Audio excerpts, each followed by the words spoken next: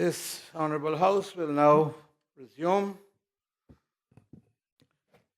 Please be seated.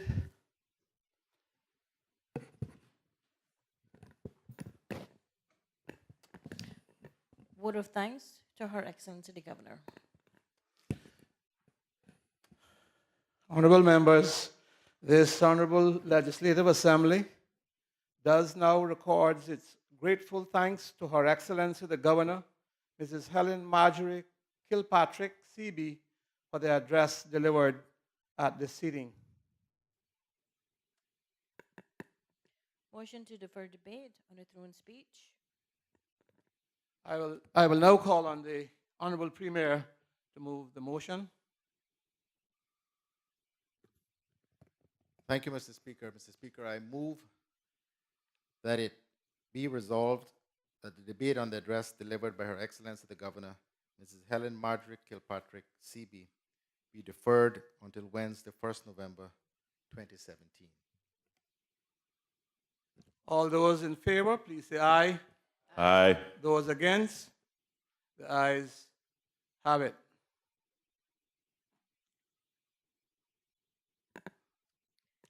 Presentation of papers and of reports to be laid upon the table by the Honorable Roy M. McTaggart, JP, Minister of Finance and Economic Development. The Honorable Minister of Finance and Economic Development. Thank you, Mr. Speaker. Mr. Speaker, I beg to lay on the table of this Honourable House the following documents with respect to the Government's 2018 and 2019 financial years. The plan and estimates for the Government of the Cayman Islands, the budget statements for ministries, portfolios and offices, purchase agreements for statutory authorities, government companies and non-governmental output suppliers, and ownership agreements for statutory authorities and government companies. So ordered. Does the Honorable Minister wish to speak thereto?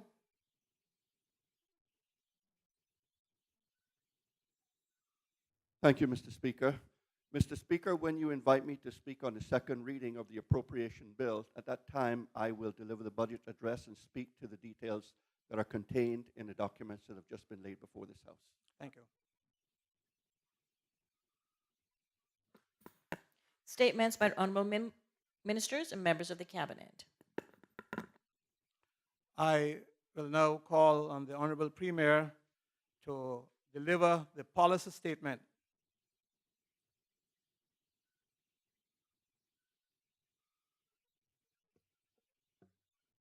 Thank you, Mr. Speaker. Before I begin, though, I would want to ensure that all members of the House have a copy.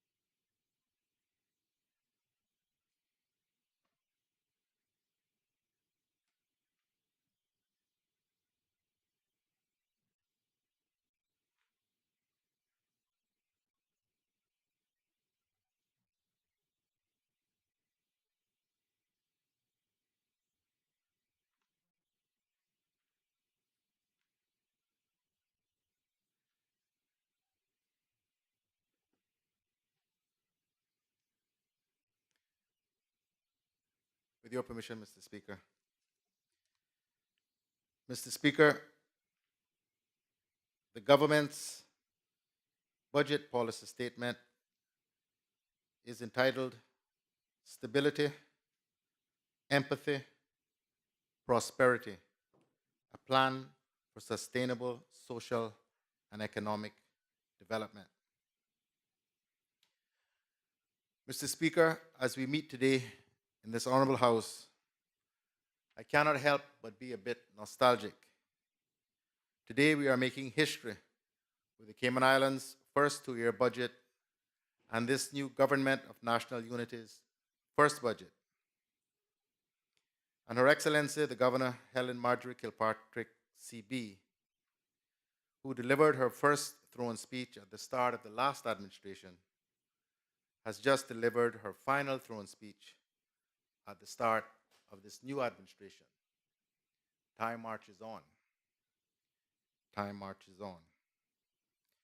I want to thank the Governor for her hard work these past 4 years, for her genuine love of these islands and her people, for her approach to governance, and her respect for the constitutional division of responsibilities between the office of the Governor and the office of the Premier. She has been a most welcome breath of fresh air.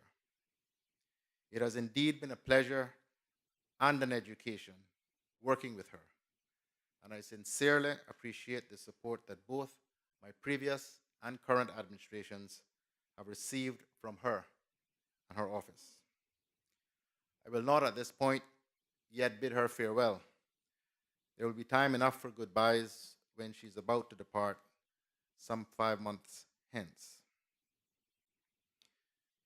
Mr. Speaker, Seneca, the Roman philosopher and politician, is reported to have said that every new beginning comes from some other beginning's end. Like us, Seneca understood that the political cycle continues from one administration to the next. And as we begin this new cycle, we in this new administration intend to build on and enhance the good work that has gone before us. In short, Mr. Speaker, the last Progressives-led government has given the current administration an excellent platform, both in terms of strong, sustainable economic growth and the return to fiscal stability. We will use that platform to tackle the significant issues facing this country. So, in generating the plans that this budget will put into action, we have clearly built upon the work of the last Progressives-led government. I make no apology for that, Mr. Speaker. I am proud to have led that government, and I'm proud of what it achieved. You will see that continuity, for example, in the provision this budget makes to implement the integrated solid waste management strategy. You will also see that continuity in the plans for the new mental health facility, which has progressed to the design stage. Whilst that continuity is important, this is also a government with new ideas generated from all those within the coalition. You will see the results of our collaborative efforts in our approach to extending support for small and micro businesses. You will also see that collaboration in our willingness to tackle the need for reform in our healthcare markets to ensure better outcomes for our people and a sustainable future for Seneca. This budget also provides the resources needed to make the vital improvements to our nation's infrastructure. We will complete the improvements at Owen Roberts International Airport and continue the progress the work on the Georgetown Cruise and Cargo Port project to support our tourism industry. We will continue to invest in the country's road network and meet the need to update infrastructure on the sister islands. We will continue the construction of new schools and other buildings to enhance public services. We will do all that, as did the last administration, without resorting to new borrowing and without introducing new revenue measures. In short, Mr. Speaker, this government has no intention of adding more debt to future generations or burdening families and businesses with more fees and taxes. Today, as we have done these past 4 years, we are again presenting a responsible but ambitious budget that not only meets the requirements of the Public Management and Finance Law, but also advances the government's agenda, which I set out in my strategic policy statement this past August. We are presenting a budget that increases economic opportunities for Caymanians and one that drives social improvement in our communities. Mr. Speaker, this is a government with ambition. We're ambitious for our country. We are ambitious for our people.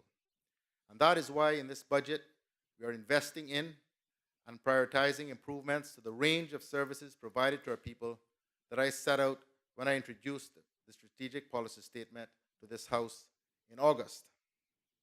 I said then, Mr. Speaker, that this administration would prioritize education. This budget directs resources to significantly raise our game on technical and vocational education and training, and continuing to drive up academic standards in our schools. I also said then, Mr. Speaker, that we would respond to the rising concern in our community over crime. This budget will put more police officers on patrol in our communities, 75 more over the next 3 years, helping to deter and detect crime. It also provides funding for the long-term prevention of crime by investing in at-risk youth diversion projects and measures to cut reoffending. I said as well, Mr. Speaker, that this would be a government that looks after the most vulnerable in our society. This budget provides for an increase in the ex gratia poor relief payments made to Caymanians in need and seamen and veterans by $100 per month from $550 to $650 in 2018 and from $650 to $750 in 2019. It also makes similar provision for civil service pensioners earning less than those receiving poor relief. As I said earlier, Mr. Speaker, this budget secures the funding for a long-term treatment facility for those in our society suffering from mental health problems. We believe, though, that our ambition must necessarily be tempered by the ability of our revenue to fund the programs and projects we wish to achieve. Therefore, there will be no deviation from the path of fiscal responsibility to which my previous administration returned these islands. As a result, the budget before the House recognizes that choices need to be made in terms of what we can afford, and it therefore targets resources where they can make the most difference. As I said just now, Mr. Speaker, there will be no new borrowing, and this budget imposes no new revenue-raising measures on the people of these islands. Instead, we will continue to pay down debt and deliver operational budget surpluses that help to fund our capital investment plans and provide for contingency against future economic shocks. That path of fiscal responsibility is crucial in giving businesses the confidence to continue to invest in Cayman. That continued investment is what stimulates the strong and sustainable economic growth we currently enjoy. This government will ensure that Caymanians benefit from that growth. The budget reflects our commitment to full employment through the expansion of the Ready to Work KY program and to long-term opportunities created through better education and skills among the Caymanian workforce. Those benefits to Caymanians will be delivered by supporting our people and giving them the opportunities they need. Those benefits will not be delivered by needlessly penalizing those from overseas who want to come to work here alongside us and help to shore up our economic strength. We are committed to making sure that our immigration and work permit systems are efficient, fair, and transparent.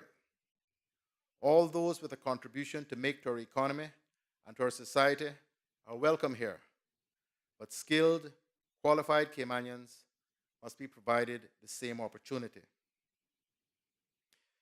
Mr. Speaker, we realized early on in the past administration that some Caymanians who have difficulty obtaining and keeping employment need help to access the labor market. Earlier on, I mentioned the readytowork.ky program. This was a successful partnership between business and government aimed at supporting such individuals into work. During the pilot of the readytowork.ky program, assistance was provided to 137 Caymanians. When the pilot program ended, 89 individuals had completed the program, 64 of whom obtained employment, and 25 of whom were engaged in ongoing training, development, and recruitment activities. Mr. Speaker, over this budget term, government will expand the readytowork.ky jobs program to make Caymanians who need extra help work ready and successful in the workplace. This is an important initiative and one that will be needed for some time to come. We will also continue the National Community Enhancement Project, the annual Christmas cleanup, to provide employment during the Christmas season for those in need of work. But, Mr. Speaker, as I said when speaking to the SPS, work programs are a necessity in the short to medium term, but they are not long-term solutions. In the longer term, we must do a better job of ensuring that Caymanians enter the workforce with the necessary level of education and skills needed in an increasingly globally competitive marketplace. And by we, I refer to the collective we, government, businesses, and citizens.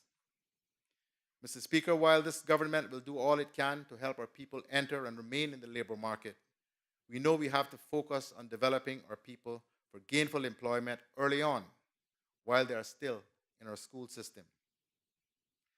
Government has a categorical responsibility to support our young people as they strive to gain knowledge and develop into productive citizens. The 2016 education law, passed by the last administration, was the most important structural reform of our education system in more than 3 decades. Linked to the work we did to understand the baseline needs of schools, it has provided a comprehensive platform to drive improvement in our school system. So in this budget, we have provided an additional $9.6 million to cover special education, the enhancement of science, literacy, and math, as well as skills upgrading for 400 teachers and assistants, and for scholarships and youth programs and additional teachers. To this end, Mr. Speaker, several new education posts have been added in the 2018-2019 budget, including special needs specialists, teaching support staff, leadership positions, reception, primary and high school teachers, as well as for science, technology, engineering, and mathematics. In addition, we have included some $36 million over 2 years for computer software and equipment and needed improvements at Bordentown, Red Bay, Savannah, and Cayman Brac primary schools, as well as the University College of the Cayman Islands. This also includes funding to start the initial planning work for a new West Bay primary school, as well as completion of the new John Gray High School. Mr. Speaker, I want to speak directly to parents and young people now. It is important to understand that there are many good, well-paying jobs available in the vocational trades in this country. As an example, as of June 2017, there were about 2,800 work permits held by people in vocational trades such as air conditioning,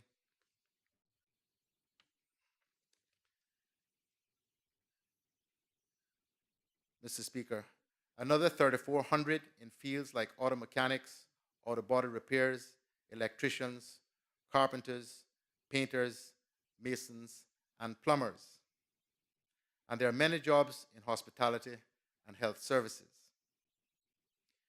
I am pleased to report, Mr. Speaker, that the hospitality and nursing schools started under the last administration continue to pay dividends, with 28 graduated from hospitality studies and 10 in nursing studies this past year. Mr. Speaker, we will improve the opportunities for youngsters to be exposed to trade and vocational education training, and where appropriate, encourage them to consider further TVET training locally or overseas. This encouragement should come from home as well as from school. So we will ensure that schools' guidance counselors also point youngsters the kind of vocational careers where TVET provides the right training ground. Training and accomplishment in a trade can bring with it a good livelihood as well as employment security for a lifetime. Contrary to what many believe and say, Mr. Speaker, there are significant numbers of TVET programs available through the public and private sectors, including a fledgling but promising program run by government's Public Works Department. In July this year, after a one-year apprenticeship, 5 young Caymanian students completed a pilot program when they were assessed for internationally recognized city and guild certifications at PWD and achieved either foundation or proficiency level certifications. This is a significant milestone, as it is the first time that this level of construction vocational certification has been delivered in the Cayman Islands. I am also happy to report, Mr. Speaker, that the 2017-2018 PWD apprenticeship program commenced this month, offering both Level 1 and Level 2 city and guilds training. 15 apprentices are enrolled in the program. 3 of the Level 2 apprentices are graduates of the pilot program. And in September 2018, we are expecting approximately 30 apprentices to be enrolled in Level 1, 2, and 3 programs. It is intended that PWD become an accredited training center for such internationally recognized construction vocational training within the next 1 to 2 years. This will not only allow PWD to ensure that it has trained individuals available to work for government, but facilities will also be used to train, qualify, and give experience to youngsters so they can find employment in the private sector. Mr. Speaker, this is just one program with so much potential, but there are others. We will develop a coherent strategy to better use these programs, ensuring that we work with the private sector to determine their workforce needs regarding trained employees.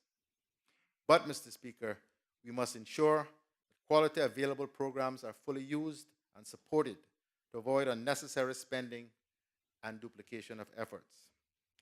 As I said during the strategic policy statement, no one, particularly those seated in the opposition, should doubt the priority we in this government give to improving education, including TVET. And to demonstrate it, I again repeat our commitment to a clear target of at least 75% of high school graduates to move on to post-secondary education or training by the end of this administration's term. This is a challenge we are doggedly determined to meet. I said in the strategic policy statement, Mr. Speaker, that this would be a government that looks after the most vulnerable in our society. This budget provides for an increase in ex gratia, poor relief payments made to Caymanians in need and to seamen and veterans by $100 in each of the next 2 years, going from the current $550 per month to $650 and then $750. Likewise, civil service pensioners who served our country for many years but who are now retired with a pension that is less than what is provided for poor relief will receive a combined sum, pension and ex gratia payment of $650 per month from next January. Though this change to civil service pensions may require specific legislative amendments, which will need to be done early next year, I expect payments to begin by the end of March 2018. However, we will ensure that payment is retroactive to January so that the recipients are not prejudiced. Further, the monthly payment will increase to $750 in January 2019. Mr. Speaker, we set aside each October as Older Persons Month. An Older Persons Law was approved in March this year and commenced in July to help ensure that older persons are able to freely access and participate in all aspects of society. Cabinet has just appointed a Council of Older Persons that will champion and monitor the promotion and development of programs, projects, and legislative measures, as well as monitor and evaluate the implementation of the action plans for the older persons policy. This, Mr. Speaker, is a significant achievement, and the appointment of the council a significant milestone. Mr. Speaker, this budget also secures the funding for a long-term treatment facility for those in our society suffering from mental health problems. Under the previous Progressives-led administration, work began on a new long-term mental health facility. This past September, this government signed a contract for the design of a long-term home in East End for the treatment of those with mental health problems. Mr. Speaker, our own head of the Mental Health Commission estimates that 4,000 people in the Cayman Islands suffer with some degree of mental illness. While not all will seek or indeed need treatment at the facility, the home will enable us to treat our people here, closer to their families and communities, rather than sending them to the United States or Jamaica. Going forward, Mr. Speaker, we expect to begin the tendering process for the construction of the facility in June next year and open the 6 initial cottages for the treatment of patients and a central administration building in early 2019. Other cottages will follow as needed. Mr. Speaker, just as we look after the most vulnerable in our society, we are also duty-bound to take care of the businesses that help to strengthen our economy. I'm delighted that in this budget, we have been able to continue the major stimulus policies introduced in the previous administration. These include reduced import duties, lower business licensing fees, development concessions and support to small business, as well as initiatives to improve diversification of our economy and employment of our people. Those policies were critical in supporting economic growth in our country at a time when our economy remained fragile. Now, as economic strength is restored, we have resisted any temptation to reverse those policies in order to continue our support for private sector growth. A thriving small and micro business sector makes a vital contribution to our economy, ensuring that it remains vibrant, dynamic, and robust. On this basis, government remains committed to doing all that we can to positively support this sector. We will continue the work of the last administration by enhancing the support and assistance available to entrepreneurs who desire to establish or grow their operations. Initiatives like these have helped Caymanians start more than 1,000 new small businesses over the last 4 years, which in turn have created more jobs for our people.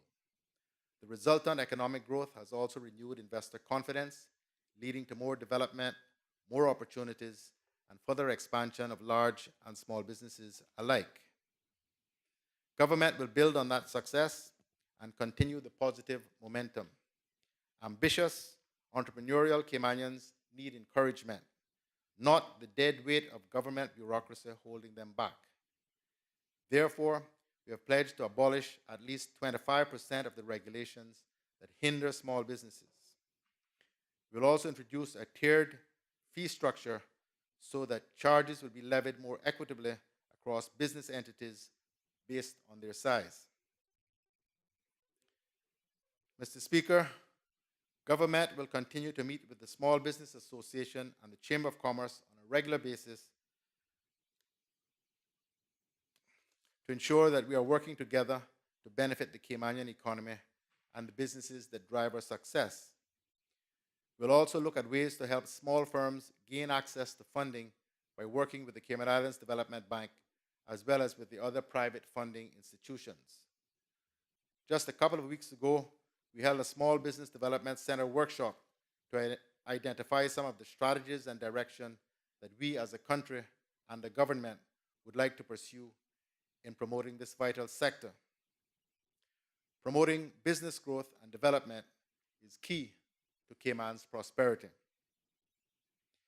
I'm happy to report, Mr. Speaker, that from the 1st of January 2017 to October this year, our Department of Planning has approved 1,013 projects at an estimated value of some 688 million Cayman Islands dollars. That is a sharp increase from the same period last year when 760 projects had planning approval at an estimated value of $342 million. That reflects the increased confidence investors have as a result of the economic performance and fiscal stability that now characterize these islands. Mr. Speaker, just as we help facilitate business growth and thereby jobs for our people, we want to ensure that Caymanians who are skilled, qualified, and want to work are not consistently disadvantaged in the labor market. To this end, the Ministry of Human Resources and Immigration is leading the establishment of a National Human Resources Department. The National Human Resources Department will encompass the main administrative functions related to immigration, processing applications for the grant of work permits, permanent residency, and Caymanian status. The department will continue to work in collaboration with the various immigration boards to efficiently optimize workflows. The department will also be responsible for monitoring changes within our dynamic labor market to give government the strategic oversight and planning of future human resource requirements. This will build capacity and capability among Caymanians seeking to more ably compete for employment opportunities. Mr. Speaker, it is important to note, though, that the establishment of the National Human Resources Department will not merely be an exercise of merging functional aspects of the National Workforce Development Agency and the Department of Immigration. Based on extensive stakeholder consultation, it is clear that a radical shift is necessary in order to modernize the strategies, services, and processes if we are to build effective workforce readiness skills in conjunction with an efficient, fair, and transparent work permit and permanent residency regime. Over the next 2 years, the Ministry of Human Resources and Immigration will roll out a program of modernization that will lead to legislative reform, introduction of technology to automate business processes, workforce development programs, and put in place an employer accreditation program. The further development of the National Jobs Clearinghouse will improve the transparency of the work permits process and ultimately make things easier for business and job seekers alike, as all available jobs in the Cayman Islands will be required to be listed there. Work on this was started by the last administration and will be completed next year. Mr. Speaker, employment of Caymanians is a key focus of this administration, just as it was of the last. This includes seeking avenues for employing retired Caymanians who are in good health and still wish to maintain employment. This is in part why my previous administration amended the pensions law to allow persons in the public and private sectors to work and be entitled to pension beyond the age of 60. And this is why we also internally sought a way to allow retired persons to serve as security personnel in the government administration building and other government buildings. The challenge we found was that not only were there existing contracts in play to provide these services, but contracts are required by government procurement rules to be awarded with value for money being a major guiding principle. And Mr. Speaker, no one can doubt that this is a vital principle in utilizing public funds. However, Mr. Speaker, part of the unintended result of that is that businesses tendering to provide security services will likely do so by paying minimum wage so as to keep the bid amount as low as possible. These businesses will be challenged to find Caymanians willing to work at minimum wage and often during unsocial hours. And so, Mr. Speaker, one solution that this new administration has recently utilized in the bidding process is to allow extra points to be awarded for companies bidding for government contracts that can demonstrate employing a high number of Caymanians. Yes, government must get value for money, but government should also seek as much as possible to ensure that companies bidding to provide services to government employ Caymanians wherever possible. As we have started, Mr. Speaker, so we intend to continue. Mr. Speaker, the concept of fairness to Caymanians seeking jobs also comes into play when we tackle the issue of competition in the marketplace and the costs of goods and services. Ours are but three small islands, Mr. Speaker. We can be prey to market failure or even to unscrupulous business practice if we do not ensure fair competition and effective regulation. And that is why the previous administration passed and implemented the Utility Regulation and Competition Law last year, which prompted the creation of the Regulation Office in January this year. It is an amalgamation of the former Information and Technology Authority, the Electricity Regulatory Authority, and the Petroleum Inspectorate. One of the duties of this office is consumer protection, including fair pricing in the fuel sector. And so one of the main objectives of the Utility and Regulation Competition Office, known, Mr. Speaker, as OFREG, will be to quickly complete the work needed to ensure fair pricing and competitiveness at the gas pump, after which focus will be placed on the wider fuel sector. Though there has been some delay, a lot of work has been done toward improved regulation of the fuel sector. I have been advised, Mr. Speaker, that by and large, the companies within sectors, particularly the main oil companies, are now complying with legislation and providing critical information to OFREG to carry on their work. Pending the establishment of market rules, there has been general agreement between the fuel wholesalers and government that prior to increasing prices, there will be discussions and review of the necessity of the increase to satisfy OFREG. I am pleased to say that because of this discussion and sometimes pushback by OFREG, that there have been times recently when price increases were deferred or foregone. To aid the creation of market rules, OFREG will commence a robust and comprehensive analysis and assessment of the market, including benchmarking what occurs in other jurisdictions. This market review is expected to be well underway in the first quarter of next year, after which initial rules will be established to guide future price increases and changes, as well as broader regulation of the fuel sector.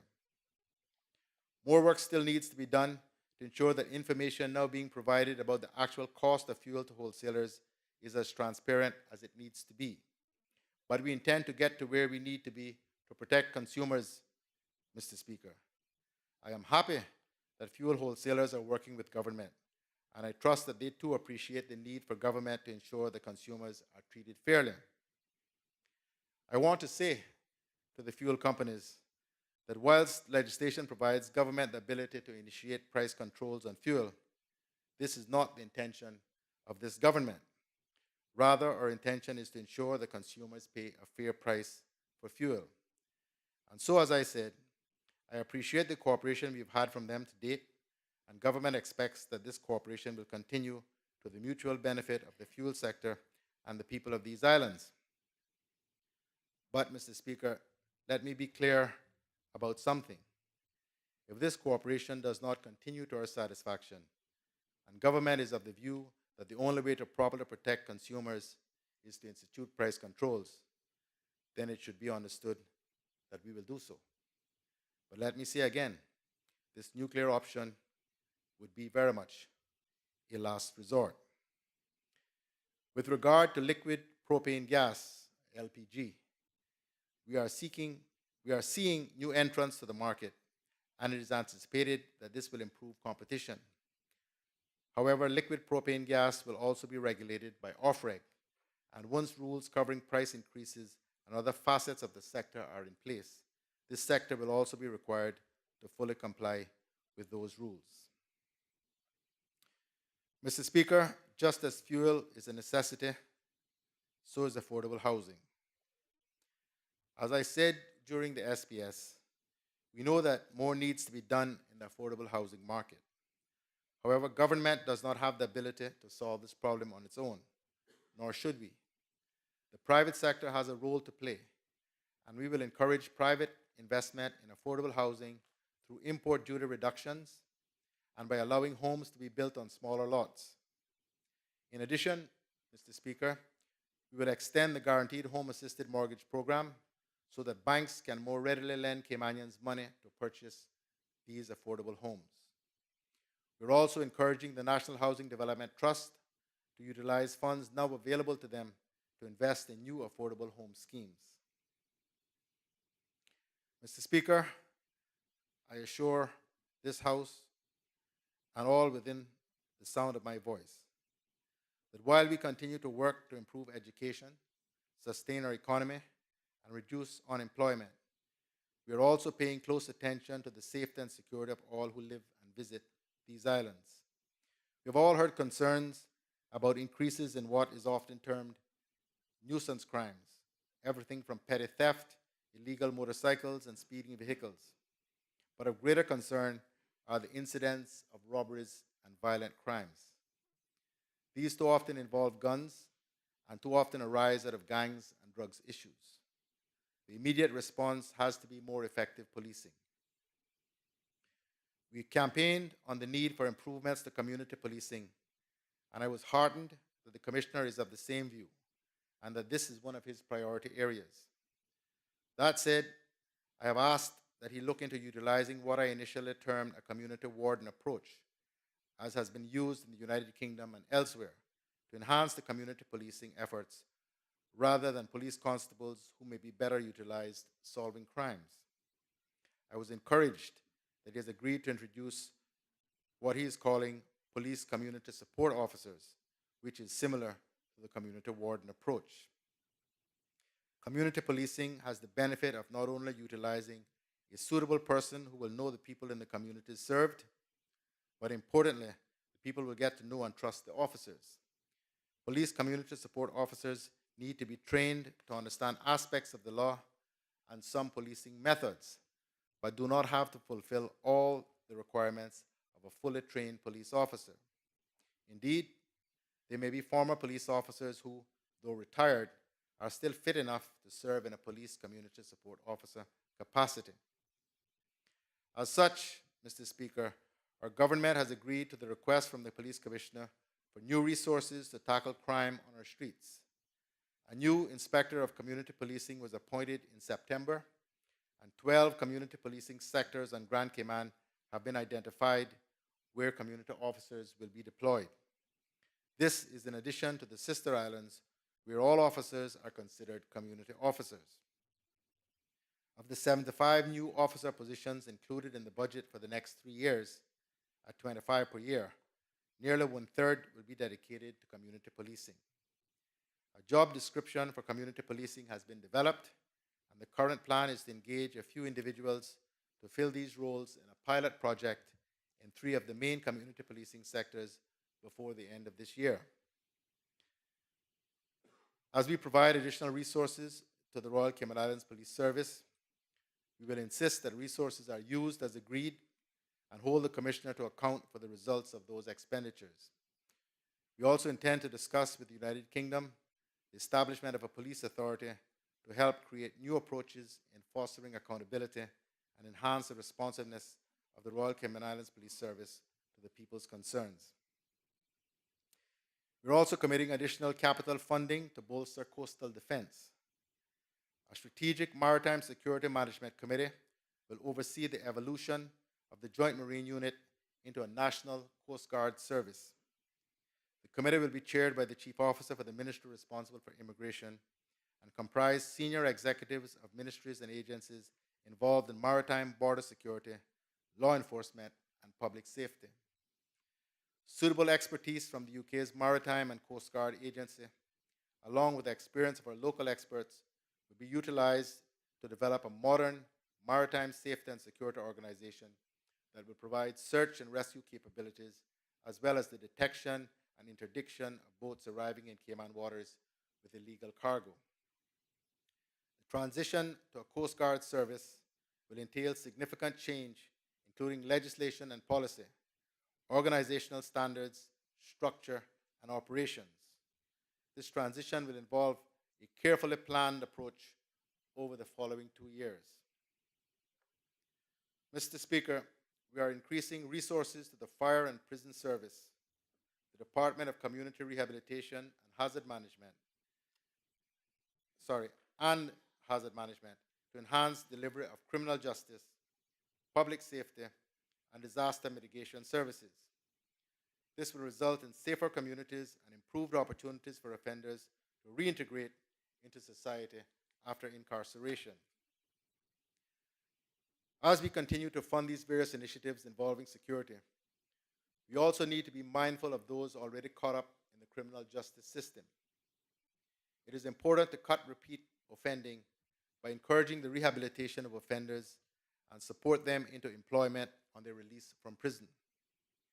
Government, meaning the civil service, is leading the way with its Second Chances program that seeks to provide employment to former prisoners. There are also several private sector companies that do their part. But as I have said before, more needs to be done, and this will be a focus area. Mr. Speaker, the previous administration developed and passed the conditional release law. The new conditional release scheme has been operating for 1.5 years now. This means that all prisoners that serve sentences of 1 year or more have to spend a minimum of 60% of their sentence in prison and the remainder in the community under strict license, assuming they've been behaving well. Mr. Speaker, research has shown that community reintegration is an important part of rehabilitation, and the more time released prisoners spend in the community under supervision, the greater the likelihood of reduced recidivism. The new Conditional Release Board considers prisoners who have undertaken the required rehabilitative programs whilst in prison with the option of continuing their rehabilitation in the community and carefully assessing suitability for release to society. Previously, prisoners were released under the old regime after 2/3 of a sentence was complete, regardless of the risk involved or the extent of the rehabilitation. Mr. Speaker, I am happy to say that only 3 prisoners in the last 18 months have been reincarcerated for breaking license conditions. This means that the conditional release scheme is working. Over time, this will have a positive effect on reoffending rates and consequently the safety of our community. Mr. Speaker, another important development in improving the criminal justice system was the passing of the Criminal Records Spent Convictions Law in 2016, which allows for criminal records to be expunged. Expungement is essentially having a conviction removed from one's police record after a specific period of time has elapsed and after certain requirements have been met. The principle underlying this is that a person who has made a sincere and successful attempt to be a law-abiding citizen should be given the opportunity to start afresh without being haunted by his or her unfortunate past indefinitely. Since the 28th of March 2017, the Criminal Records Office has been processing applications for automatic expungement for those persons that were sentenced to imprisonment for a term not exceeding 5 years. This means that persons who have met the crime-free period specified in the law are receiving a clean police record and are afforded an opportunity to be productive citizens. For those persons that were given a sentence exceeding 5 years and have a crime-free period of 15 years, the Expungement Board will deal with these applications.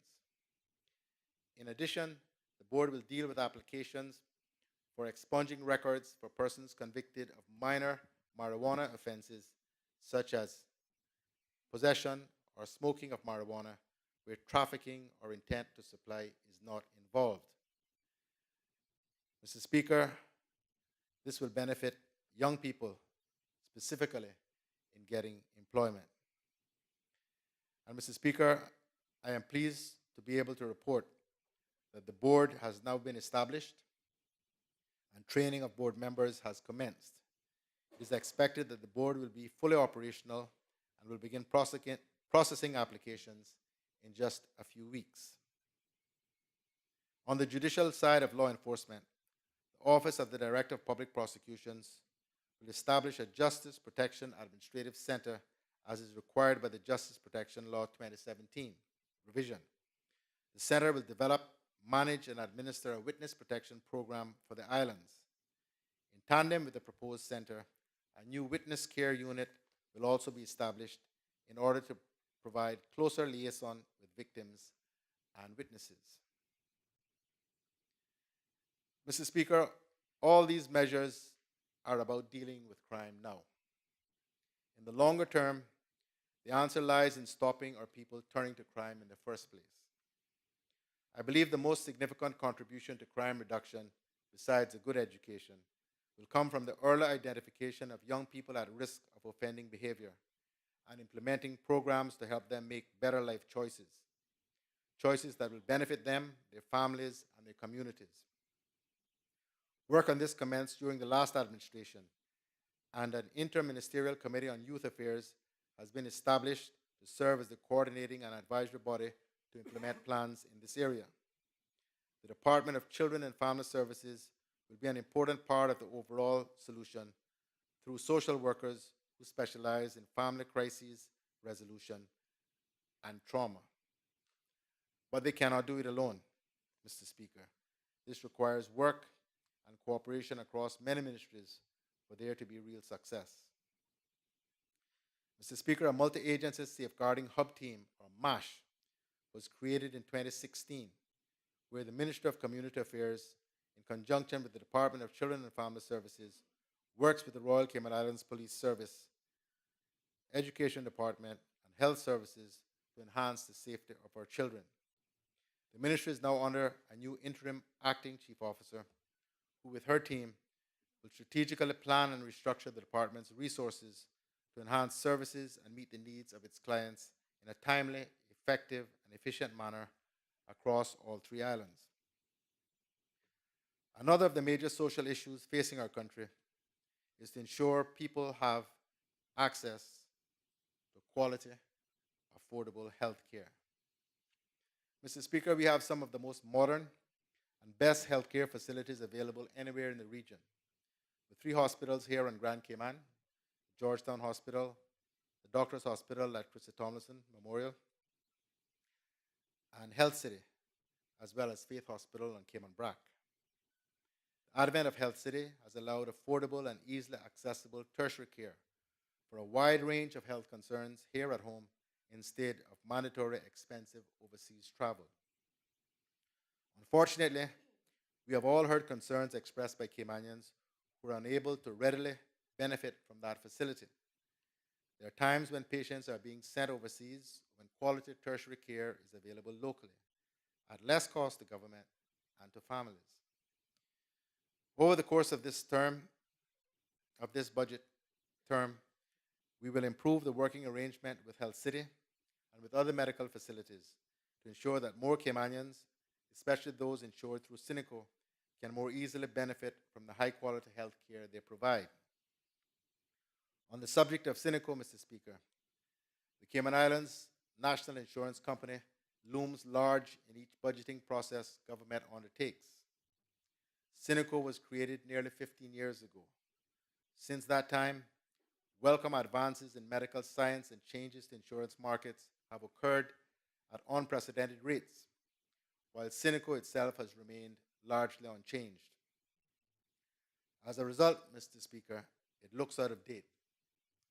Therefore, while this budget does provide for further significant investment in Cineco, we do not believe the answer lies in continuing massive annual increases to Cineco's budget, but in recognizing the need for reform. Part of the solution to making Cineco more financially viable is to broaden its role as part of an overall reform of the insurance market. At the moment, it falls to Cineco to cover those people unable to afford private insurance cover, essentially with government picking up the full cost. Frankly, Mr. Speaker, this is unsustainable. Cineco must be able to provide insurance cover to a broader demographic to lower the overall cost to the public purse. At the same time, Mr. Speaker, as we all know, the medical services offered through the Health Services Authority must not only be of a high standard, but must be run efficiently. The Auditor General's report on the Cayman Islands health system, along with their health industry survey, provides useful insight into the state of local health care, what we are doing well, and where there are challenges. As I said when I recently spoke to the SPS, Mr. Speaker, improving the efficiency and effectiveness of our healthcare system will require long-term strategic change, including devising new working arrangements that will create the changes needed and identify what services should be focused on in future years. Our first step is to talk with industry players, including those at the HSA, to determine what reforms are needed and to devise new working arrangements that will serve as the impetus for the changes we need to see and identify what services should be focused on in future years. Mr. Speaker, during the last administration, my caucus, as well as the elected members of cabinet, had our own concerns regarding HSA, particularly around the management of its finances. And so government insisted that the financial secretary or his I'll try again. And so government insisted that the financial secretary or his designate be appointed to the HSA board. I can say this took considerably longer than we expected, but we persisted, and in the end, the HSA law was amended to allow for the change. Ironically, Mr. Speaker, I recall that several of the current members of the opposition objected to this change, but I suspect, given the concerns that they have recently expressed, they now see the wisdom of ensuring that there is oversight at board level from the Finance Ministry and the Ministry of Health. As a government, Mr. Speaker, we have yet to sit down to fully consider, with the help of the board, what reviews of the HSA may be useful or necessary. But certainly prior to the elections, my Progressives team and I did consider the matter of reforms. And as we noted on page 12 of the Progressives Manifesto, our thinking at the time was that a private sector partner should be engaged to work with government and the HSA board to determine suitable reforms that would deliver both better health outcomes and lower costs. As this new government progresses past the budget stage to delivering on our plans, decisions will be taken regarding addressing areas of concern at the HSA, as well as ensuring that there is a focus on the many areas in which they perform well. On a positive note, Mr. Speaker, I understand that the HSA has targeted next year as its deadline to obtain a clean audit opinion on its finances and have employed Deloitte to advise on how to successfully progress this. On another positive note, in terms of procurement, work has already begun to reduce costs with the use of the reverse auction system to purchase pharmaceuticals and medical supplies. To date, the potential savings are substantial, at a projected 32% of the cost compared to using traditional procurement methods. Mr. Speaker, the status of our health also extends to our environment, starting with the Georgetown landfill. As has been previously reported, a DART-led consortium won the bid for the proposed integrated solid waste management system, which, among other things, will replace the current landfill in Georgetown. The next stage of the process is for government and the DART-led consortium to finalize technical, financial, and legal details before the contract can be signed. When negotiations are finalized, we will be well on our way to developing a modern waste management system that will include recycling and composting and ensure that residual waste is not just dumped, but used to generate electricity to power Cayman's homes and businesses. The existing Georgetown landfill will be capped and closed, and the landfills on Cayman Brac and Little Cayman will also be closed, with the garbage from those islands brought to Grand Cayman to be treated under the new waste management system. Groundbreaking is anticipated next summer for a phased implementation of the new waste management system, with the aim to have it fully operational, including the waste management plant, by 2021. This budget ensures we have the finances in place to progress against that timeline. Mr. Speaker, continuing with the environment, I said during the SPS presentation in August the following: we remain committed to protecting our environment, but we must also ensure that we get the balance right between preserving our environment and the need to responsibly develop our islands to help provide employment and opportunities for our people. We will continue to support the environment, but we cannot ignore some tension that exists between allowing necessary responsible development and protection of our environment, particularly following the passage of the National Conservation Law. As an example, we are being told that going forward, almost every new government road will require some form of environmental impact assessment, increasing the cost as well as the timeliness of completing necessary roads. Truth be told, this tension has always been there, and perhaps in the past, too often development has won over protecting the environment.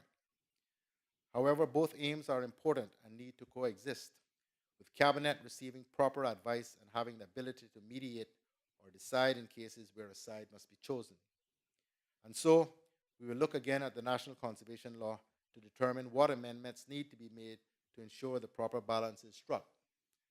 And there ends, Mr. Speaker, my quote from the SPS.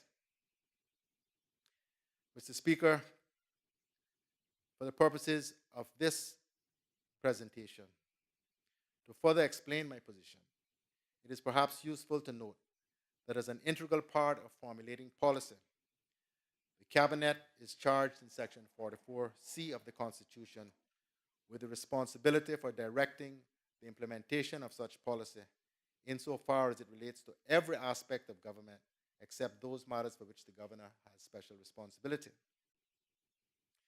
In seeking to meet the dual policy mandates of protecting the environment and encouraging responsible development to provide employment opportunities for Caymanians through suitable economic activity, the government must ensure that a proper balance is struck between these sometimes competing goals and objectives.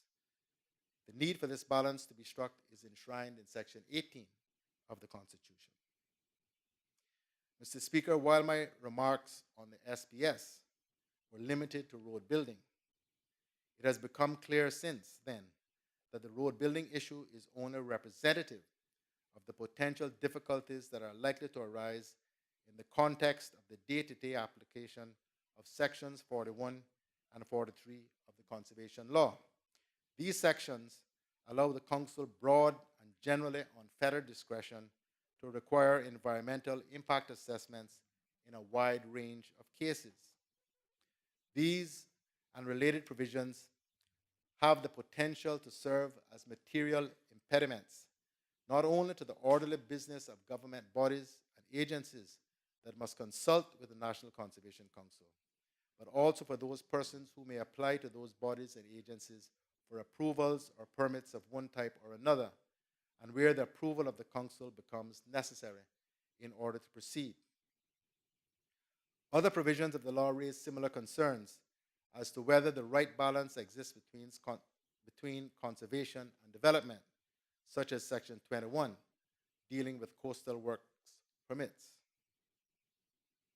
Mr. Speaker, given the varied concerns expressed, the Cabinet has determined that it will appoint a stakeholder committee with a sufficient cross-section of representation to review these and any other issues that the committee may come across as a part of the exercise.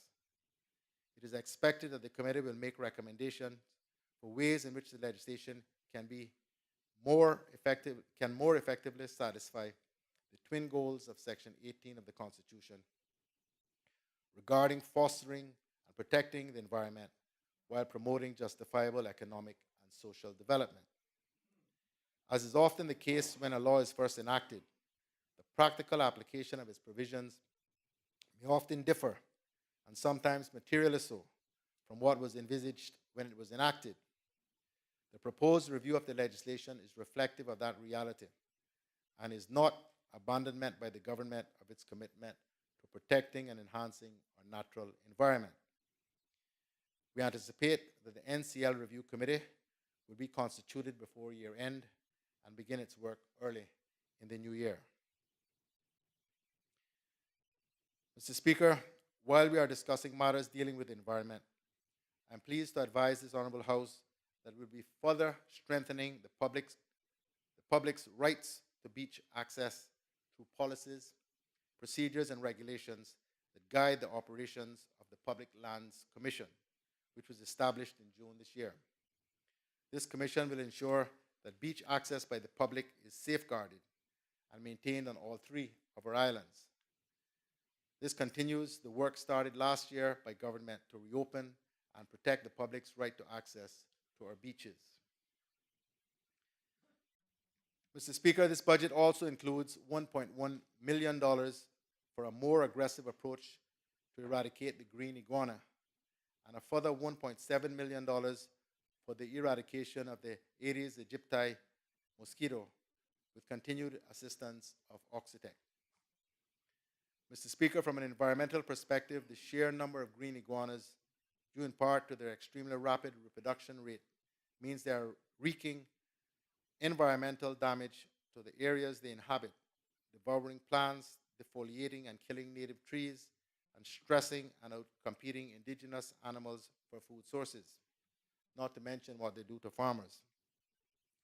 And it is important that we keep the disease-carrying Aedes aegypti mosquito in check to prevent Zika, chikungunya, and dengue in these islands.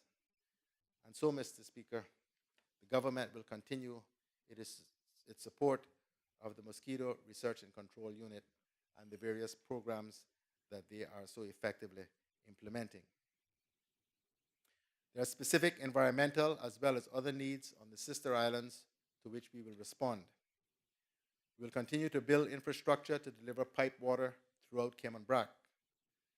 Work continues on the multipurpose center as well as the sports facility, both on the bluff, and jetty docks on Little Cayman to facilitate small craft access to shore.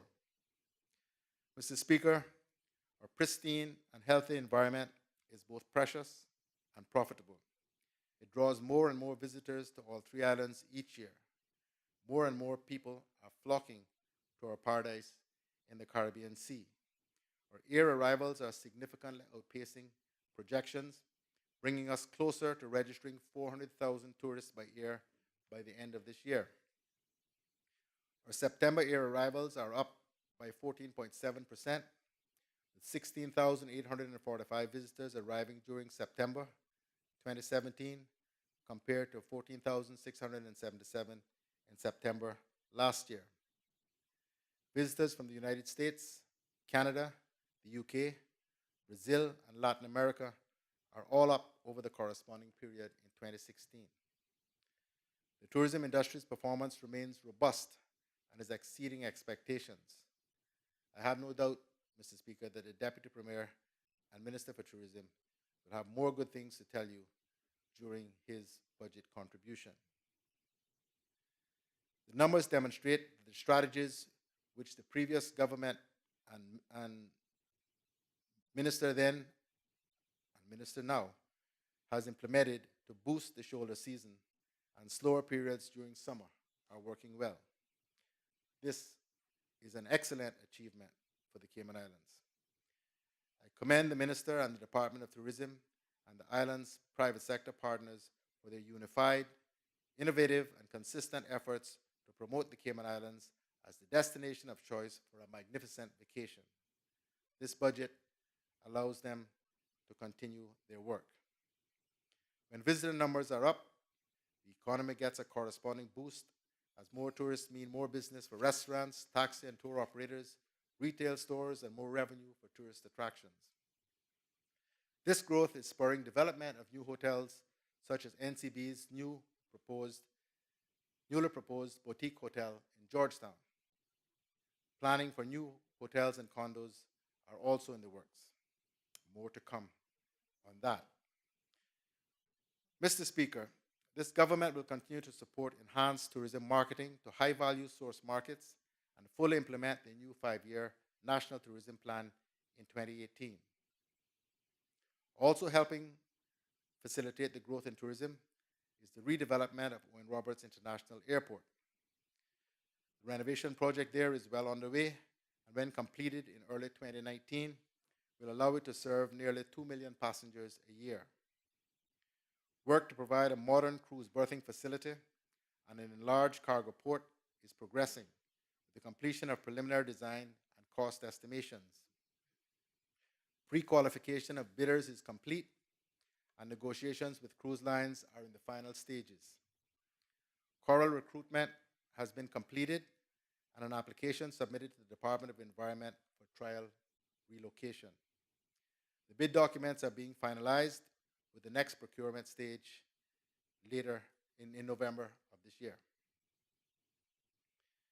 Mr. Speaker, an enlarged modern cargo facility is key to our ongoing economic development and will give us the ability to accept larger ships, reducing shipping costs and consequently reducing the cost of goods bought locally. The Port Authority has also received considerable interest from shipping companies that not only want to bring their larger ships here, but have indicated that Grand Cayman could serve as a transshipment port for perishable cargo out of Central America. The economic potential for Georgetown to serve as a transshipment port is certainly welcomed and will be pursued.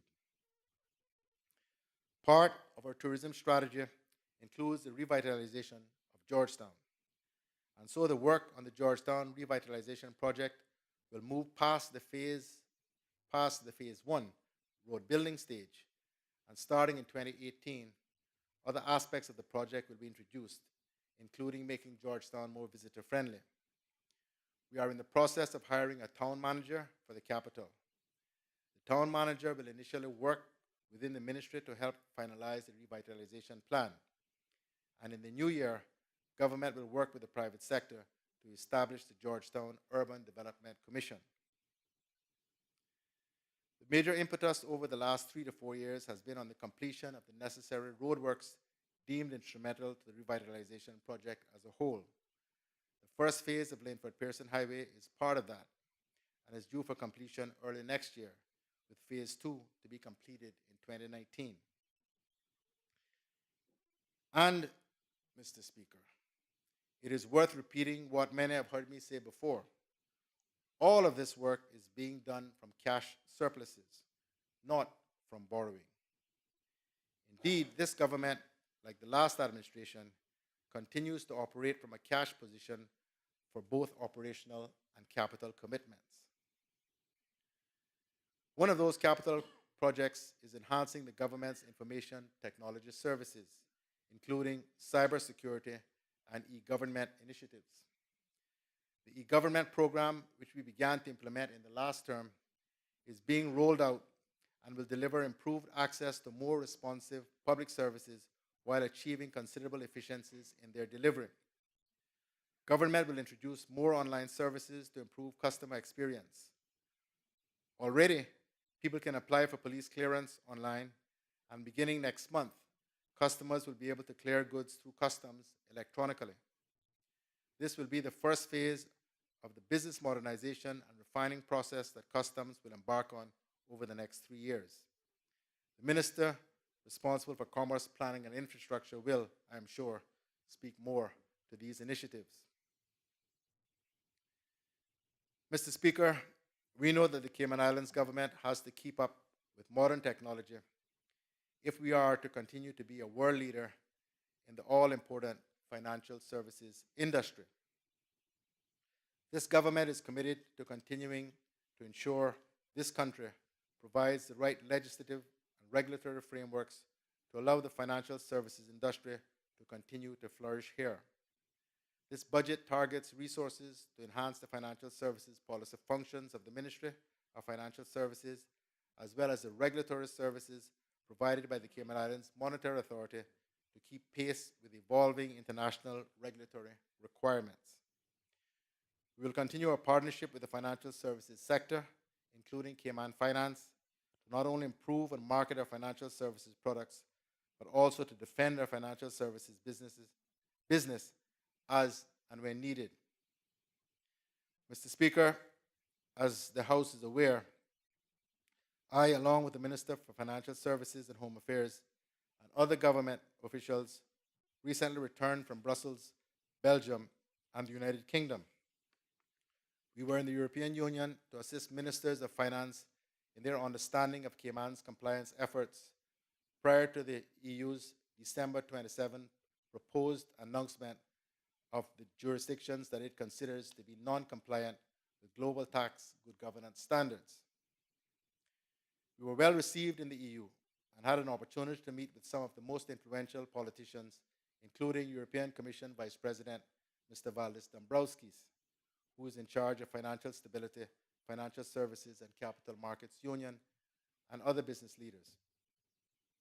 Everyone we met agreed that the Cayman Islands is highly compliant with OECD regulations, putting us in the league of countries such as Germany, Canada, and the United Kingdom.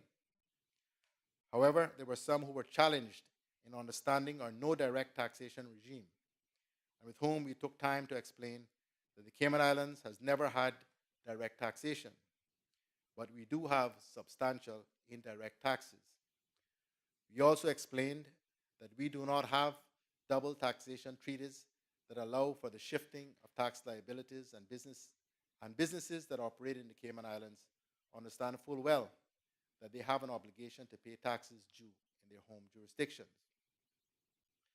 Mr. Speaker, the Minister and I came away from those meetings with a full appreciation for the need for regular, ongoing engagement. To a man and woman, everyone we met with indicated the usefulness of personal engagement and noted their appreciation for our willingness to cross the pond to see them.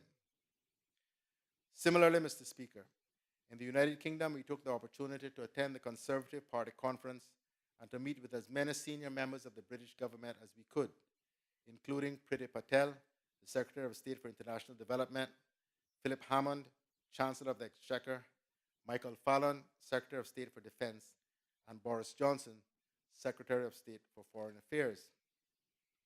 There were others as well, Mr. Speaker. Mr. Speaker, as recent press announcements regarding the hacking of databases of international financial services providers underscore, the challenges to financial services jurisdictions such as the Cayman Islands are grave. This remains so despite our exceptional performance in meeting and in some instances setting the global standard with respect to our measures in fighting money laundering, tax evasion, terrorism financing, and other financial crime, and our excellent track record of international cooperation. The latest threatened expose by the international media is no doubt timed to influence the views of EU ministers with respect to the imminent list of uncooperative jurisdictions to which I have just referred, and which is due out at the start of December. This latest example, provides the plainest evidence of why it is imperative that as a jurisdiction, the Cayman Islands seizes every opportunity to engage with those that shape policy internationally with respect to financial services matters. They need to hear the story from us. They need to hear the true story from us. They will not get it from the media. Mr. Speaker, one of our final meetings in the United Kingdom was with Lord Ahmed, the minister who has responsibility for the Foreign Commonwealth Office, and therefore responsibility for the overseas territories, who, like all of the other ministers we met, was aware of Cayman's humanitarian assistance efforts to assist the British overseas territories that were recently damaged by Hurricanes Irma and Maria. We talked to the minister about the need for the UK to commit not just short-term financial help with the devastation, but long-term to help their economies get back on their feet. The overseas territories are, after all, Mr. Speaker, part of the British family. And we are all British citizens. Lord Ahmed again expressed his thanks, as had other cabinet ministers that the delegation met over the course of the trip, for the assistance that the government and the people of the Cayman Islands are providing to those islands affected. He reiterated how grateful the UK government is for the help. Mr. Speaker, we will continue to work with the British overseas territories when we travel back to London in November for the annual Joint Ministerial Council, where we will continue to discuss hurricane recovery and the economic stability of all British overseas territories. I would add, Mr. Speaker, that I and the Minister for Home Affairs will travel tonight to Miami, where we are hosting a meeting for the leaders of the Caribbean and British Overseas Territories to discuss the needs of the islands impacted by the hurricanes prior to the JMC meeting. The goal is to ensure that the needs of these territories impacted by the storms are a key part of the agenda for the London talks. Mr. Speaker, I am coming to the end of this presentation. Whilst this plan and budget is forward-looking, it is important, I believe, that we also pause to look back and reflect on where we have come from as a country and celebrate key moments in our history. I am pleased to advise this House that Cabinet has approved the formation of a project committee that will create a full plan to celebrate the 60-year anniversaries of the Cayman Islands coat of arms and our first constitution. Her Majesty the Queen approved the royal warrant assigning armorial ensigns for the Cayman Islands, that is, our coat of arms, in May 1958, and our first constitution was approved by Order in Council in May 1959, in the run-up to the independence of Jamaica. Mr. Speaker, in addition to celebrating momentous occasions in our history, it is important that we also take time to recognize the work of individuals. We already celebrate our people on Heroes Day, and we also award worthy individuals with the Cayman Certificate and Badge of Honor. But we need to do more. Mr. Speaker, several years ago, you sought to establish a local honor system. Regrettably, those efforts did not fully take root, and there was only one ceremony held. I commend you for that early attempt, and I want you and those in this House to know that we will be reviving and reforming the awarding of the Order of the Cayman Islands to worthy individuals. Plans are being firmed up for the honor scheme, but currently the intention is to award up to 3 classes, namely companion, officer, and member of the Order of the Cayman Islands. We will also be incorporating medals for valor or bravery. As these plans come to fruition, I will keep this House and the public advised. Mr. Speaker, I wish to advise the House also that following consultation with your good self, we intend to progress the work that has already been done regarding making the operations of this Honorable House more autonomous. And I am hoping, Mr. Speaker, over the course of the next few months, early in the new year, that we would be able to present a draft bill for consideration by this Honorable House. Mr. Speaker, you will see that this government has not been sitting by idly since the May elections. As I said in my strategic policy statement to the House and the public in August, this is a government of national unity in which all views are valued and respected. Just as this government's strategic policy program was a result of our collaboration and hard work, so is the budget we are presenting to the members of this Honorable House. I thank the Minister of Finance and Economic Development and his team, particularly the Financial Secretary, for their hard work and dedication in producing this budget. Many hands, heads, and hearts have contributed to its preparation, and I offer my profound gratitude to those who have toiled many late hours to produce this important document. Mr. Speaker, I thank my entire team, ministers and councillors, for their hard work and commitment. I also wish to thank the Deputy Governor, the Attorney General, and the Cabinet Secretary for their work and support. To the civil servants who are charged with implementing our policies, programs, and projects, I thank you too. I also thank my small but dynamic team in the Office of the Premier that provides support to me and the Government Caucus. Mr. Speaker, I close by saying that I agree with former Alabama Governor and politician Bob Riley, who said, "Nothing is worse or more of a breach of the social contract between citizen and state than for government officials, bureaucrats, and agencies to waste the money entrusted to them by the people they serve." Mr. Speaker, We understand that when our people went to the polls in May, they were looking for a government worthy of their trust.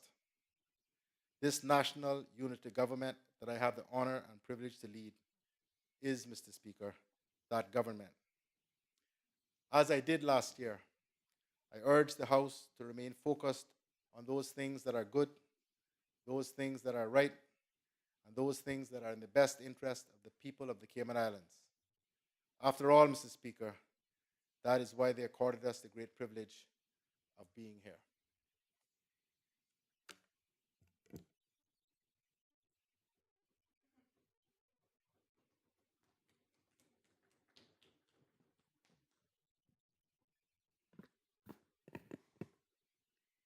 Government business, bills, first reading, the appropriation financial years 2018 and 2019 bill 2017. The bill has been read the first time and is set down for a second reading. Second reading, the appropriation financial years 2018 and 2019 bill 2017. I now call on the Honorable Minister of Finance and Economic Development to present the budget address. I will say if we should, or should ask, I should say, if we want to take a 5-minute break. Members has been sitting quite a while. We could take a 5 minutes break if the minister agrees, Premier.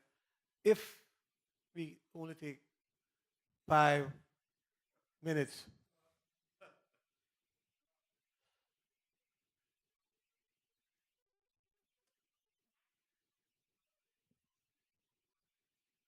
Sometimes silence brings consent, but I suspect with the faces I see that is not so.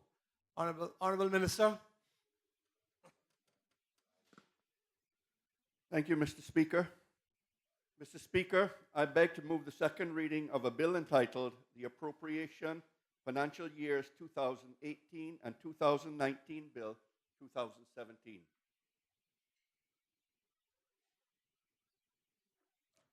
So ordered. Thank you, Mr. Speaker. Good morning, Mr. Speaker, and good morning, colleagues. The title of my budget presentation today is Maintaining Fiscal Prudence and Inducement to Growth. Mr. Speaker, it is my honor and privilege to rise today and speak to the appropriation financial years 2018 and 2019 Bill 2017. The budgets supported by this bill cover a number of important firsts. It is the first for this government of national unity. It is the first ever 2-year budget for these islands, and it is my first budget as Minister for Finance and Economic Development. Mr. Speaker, the 2018 and 2019 budgets are built on a solid foundation of solid fiscal principles which will deliver the resources necessary to ensure long-term financial sustainability, stable economic growth, and provide improved outcomes for all of the people of the Cayman Islands.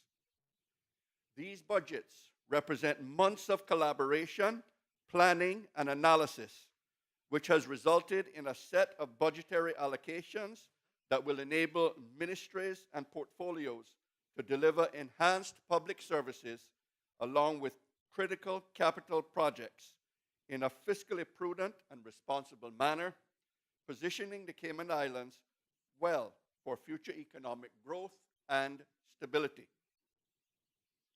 Following the 2015 and 2017 amendments to the Public Management and Finance Law, or the PMFL, this is the first time that the budgets for 2 financial years are being presented within a single appropriation bill, and therefore, it is the first time that the Legislative Assembly will be asked to approve during a single meeting government's budgets for 2 financial years. Government's financial year is now defined as a 12-month period from the 1st of January to 31st of December. The budgets now being considered by the Legislative Assembly are in respect of the 2018 and 2019 financial years that end respectively 31st of December 2018 and the 31st of December 2019. Mr. Speaker, the adoption of a two-year budget cycle allows honorable ministers of government to devote more time during a four-year term to developing national policies that benefit the entire country, and also enable members of the Legislative Assembly to spend more time addressing the needs of constituents. As honorable members review the various budget documents, please bear in mind that the 2018-19 budgets cover 2 financial years. The appropriations being sought and the detailed financial statements are presented for the individual financial years 2018 and 2019, which now follows the calendar year. Moving to a two-year budget cycle will also allow policymakers and the public sector managers to devote more time and effort to the execution and delivery of policies and services and less time budgeting. We strongly believe that this change will yield significant dividends in terms of the efficiency and productivity of both the legislative and executive branches of our public service. For years, legislators have complained that the budget process was too arduous and that the supporting documentation provided was overwhelming. The move to a two-year budgeting and the switch of the financial years back to the calendar year are the initial phases of the budget process reform. When the 2020 and 2021 budgets are presented, we expect that there will be a significant difference in the format and type of information presented as we seek to establish a clear framework for tracking, reporting, and evaluating agency performance using key indicators.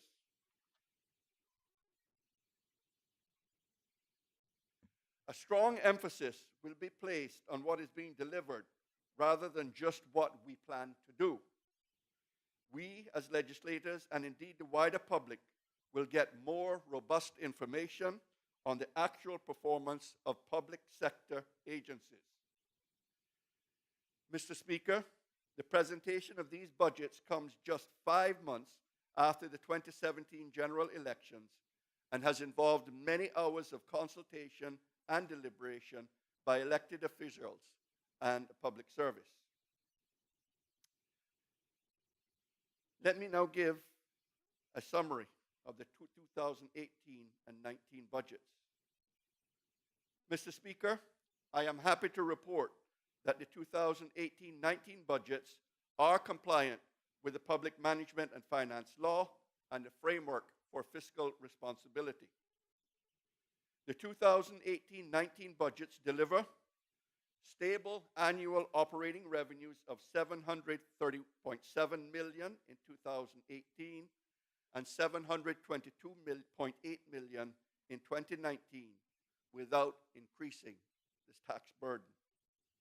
Annual operating and financing expenses of $644.1 million in 2018 and $657.8 million in 2019 to fund expanded and enhanced services.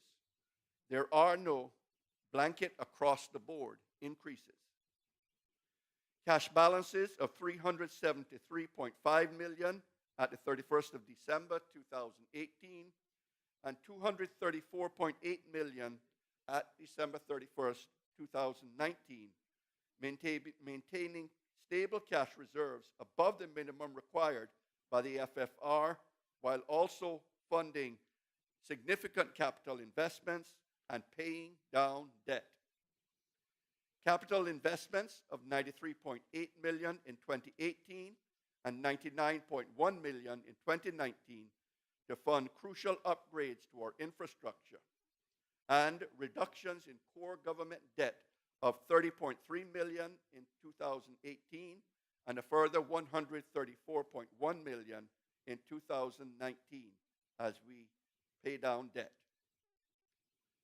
Mr. Speaker, on the 23rd of August 2017, the government presented its 2018 strategic policy statement, which set out in macro terms the government's medium fiscal term policies and financial forecast for the next 3 financial years. The 2018 and 19 budgets are consistent with these policies and forecasts. Our overriding fiscal strategy is to manage government's finances in such a manner that there are substantial operating surpluses in each year, no new fees or taxes levied on the public, and no new borrowings apart from the refinancing of an element of the 2019 bond that matures in 2 short years. Mr. Speaker, by abiding by these guiding principles, we are working to secure our long-term financial position and maintain compliance with the FFR as it is set out in the PMFL. Some people may ask, why must the government generate operating surpluses? Simply put, Mr. Speaker, it is always wise to spend less than you earned and to manage your finances so as to always end each fiscal period with a surplus. It is the wise and prudent thing to do, as it ensures that you will have the financial wherewithal to deal with unexpected circumstances when they do arise. Maintaining an operating surplus is a key component of ensuring compliance with the principles of responsible financial management and the FFR, to which this government is committed to maintaining over the long term. The government believes that public sector agencies must continually seek to control expenditure and improve their performance. This is by no means a trivial undertaking, and we recognize the challenges facing all public servants to make this happen. Mr. Speaker, we all have a role to play in this endeavor, whether as policymakers, legislators, or users of public services. By aggressively managing our expenditure, we will continue to generate cash from operating activities, enabling us to build and maintain our cash reserves while simultaneously generating cash to fund our capital investment program and to minimize the need to borrow. Mr. Speaker, fiscal prudence is expected to be the norm. All public sectors agencies are expected to implement and adhere to business processes and internal controls which promote these values. No new fees or taxes levied on the public. Mr. Speaker, this component of our fiscal strategy is one of the key ways that we are working to control the cost of living and doing business in the Cayman Islands. This is critically important for the management of our economy and the quality of life for our people. The last time that the Cayman Islands government introduced significant revenue measures was in the 2012-2013 financial year. To me, it is truly phenomenal that for the past 4 budget cycles, we have not sought to implement increased revenue measures, nor will we seek to do so in this budget, this 2-year budget. In fact, I think we have done what many would say would be impossible, and actually reduce the fees charged by government. That, in my mind, Mr. Speaker, is a truly remarkable achievement. And for the 2018-19 financial years, I reiterate that we are not seeking to introduce any new revenue measures. Turning now to borrowings, Mr. Speaker, over the next 2 years, there will be no borrowings apart from the refinancing of an element of the US $312 million bullet bond, which matures in November 2019. Mr. Speaker, this is in line with our overall intent to practice fiscal prudence and apply this to all aspects of our financial management, revenue, expenditures, and financing. The planned 2019 refinancing will be the first time since 2011 that the government has had to go to the market, that the government will have to go to the market for financing, and even then, we will only be going to refinance a portion of that bond. Mr. Speaker, this is yet another significant achievement for these islands. It means that since 2011, we have been able to fund all operating and capital investments from our own cash resources.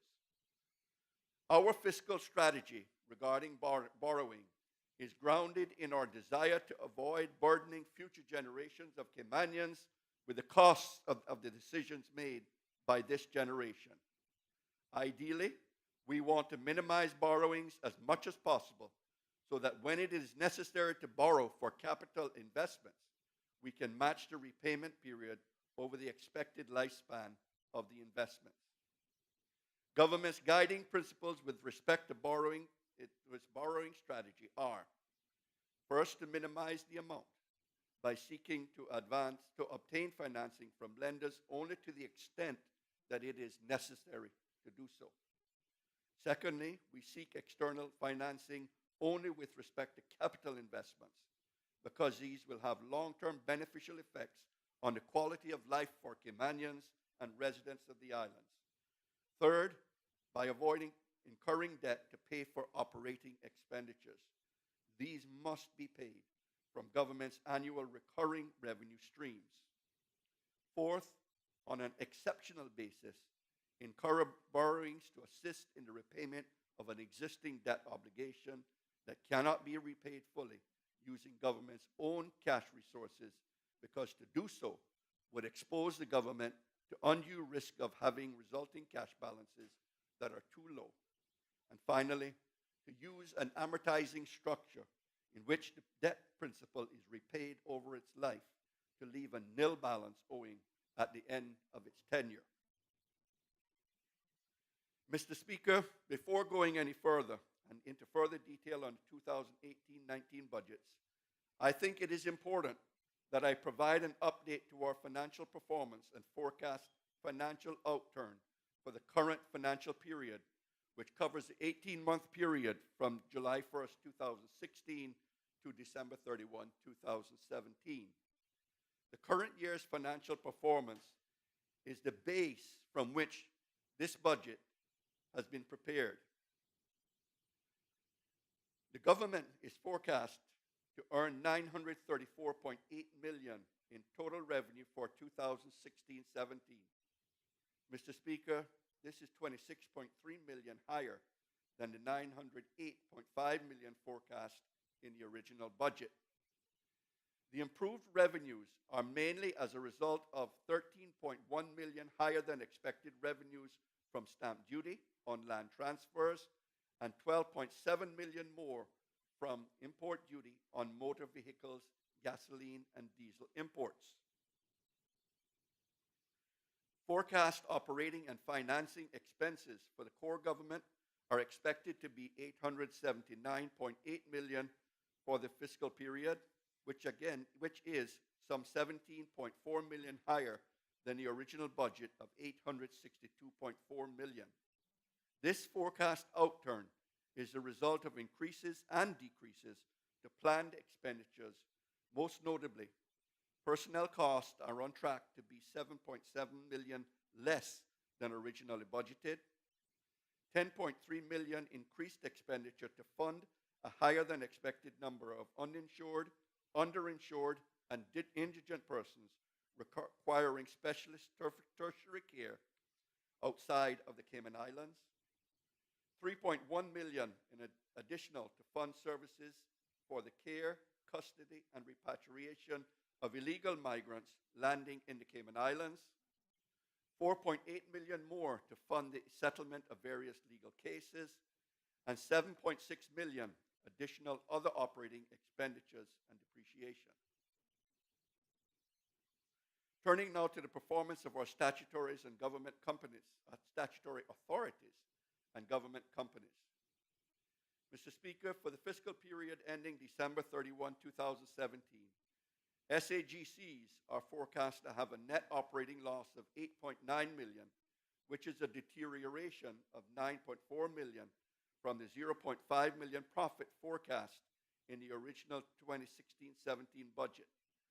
The deterioration is primarily related to Cayman Airways, which has seen a significant reduction in its passenger loads on its Cuba and Miami routes, and will thus experience a larger loss than was initially forecast. The 2016-17 operating surplus for core government, is forecast to be $55 million, which is $8.9 million higher than was estimated in the 2016-17 budget. Mr. Speaker, our cash balances are a key indicator of the government's overall financial performance and a critical component of ensuring compliance with the FFR. Bank account balances for the core government are forecast to be $379.7 million at the end of December 2017, which is $38.5 million more than the $341.2 million forecast in the 2016-17 budget. The improved bank balances are primarily due to the better than expected operating performance. The forecast closing cash position consists of an anticipated $209.3 million in the operating bank account and $170.4 million in restricted and reserve accounts. Mr. Speaker, for the 2016 17 fiscal period, the government has and will maintain full compliance with the principles of responsible financial management and the FFR.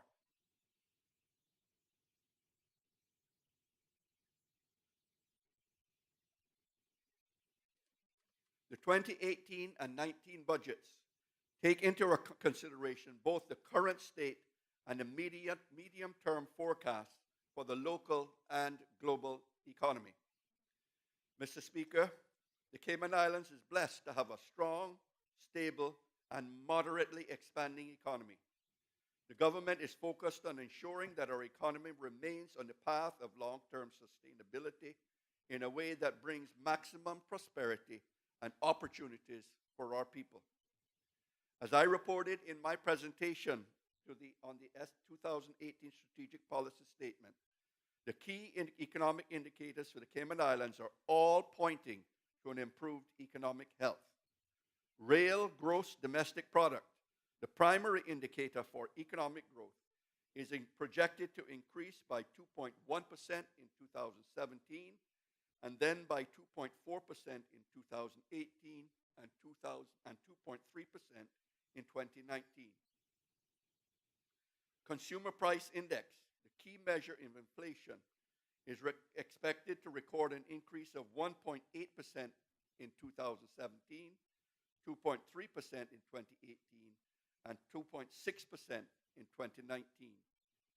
While this indicates an inflationary trend, this is in line with increases projected within the primary source markets for imports and business to the Cayman Islands. The Cayman Islands imports virtually all of its consumables and manufactured goods.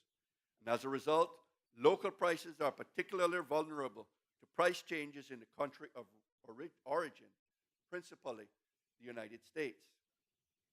The unemployment rate for 27 is estimated to be 4.3%, and it is forecast to improve to 3.6% in 2018 and 3.4% in 2019. These forecasts indicate that as our economy grows, it will generate jobs, creating enhanced opportunities for our people. The recent catastrophic damage caused by Hurricanes Irma and Maria just last month on our Caribbean neighbors serve as an important reminder to us of just how disruptive natural catastrophes can be on our economies. We experienced this in 2004 and 2008 with Hurricanes Ivan and Paloma. And as a country, we cannot afford to be complacent. As a government, we must continue to do everything in our power to build redundancy and resilience into our infrastructure and business processes, while at the same time supporting the same amongst our general population and business sector to build their own resilience. The ability to recover from such catastrophic events is becoming increasingly important if we wish to remain globally competitive. And the government is doing its part by maintaining healthy reserves and having in place robust disaster recovery plans. In our effort to support sustainable economic growth for 2018 and 2019 budgets, the government will continue with the following economic stimulus measures implemented by the last administration that are designed to support economic growth by keeping both the cost of doing business and the cost of living in the Cayman Islands as low as possible. These are the reduced import duty on diesel fuel used by CUC to generate electricity, the reduced import duty for licensed traders, reduced import duty on building materials, reduced trade and business license fees for new licensees, and the continuance of current incentives for Cayman Brac and Little Cayman. The Cayman Islands economy operates on an open services-based economy whose success is highly dependent on the easy flow of capital and human resources. The government has the task of regulating economic activity in a manner that is beneficial to the Caymanian people. Mr. Speaker, we are committed to doing just that. Utilizing the suite of incentives that I just mentioned are some of the ways that the government can encourage sustainable economic activity while empowering our people and, to the best extent possible, managing the cost of living and doing business. Mr. Speaker, it is a bit of a balancing act for any government to find the appropriate mix of incentives that will stimulate and encourage the right forms or types of economic development for our country. We have to ensure that any proposed development is scale appropriate, sustainable, and generates employment opportunities for our people. This has to be balanced with the fact that a growing economy will place additional burdens on our public services, and the government will have to meet that demand for increased services. As a result, particular attention has to be given to preserving the income earning ability of government whenever concessions are decided upon. Mr. Speaker, I would now wish to turn my attention more specifically to the details of the 2018 and 19 budget.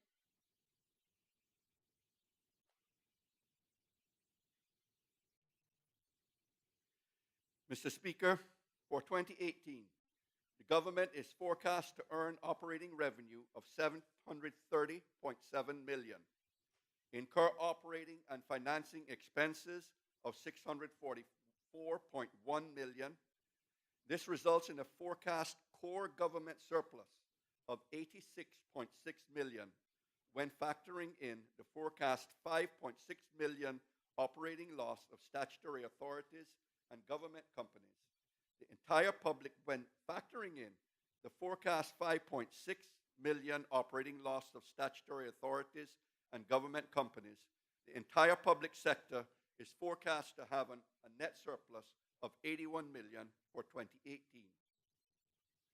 In 2019, government is forecast to earn operating revenue of $722.8 million, incur operating and financing expenses of $657.7 million, and this results in a forecast core government surplus of $65.1 million.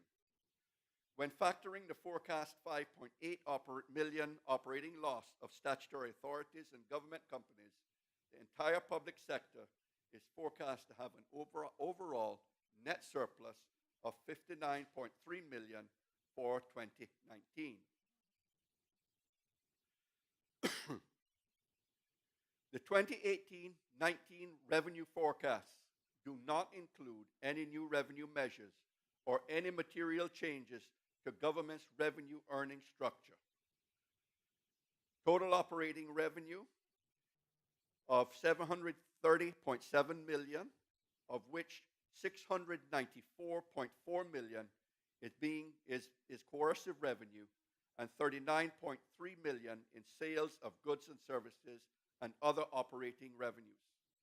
In 2019, operating revenues forecast of 722.8 million will comprise 683.4 million in coercive revenue and 39.4 million in sales of goods and services and other operating income.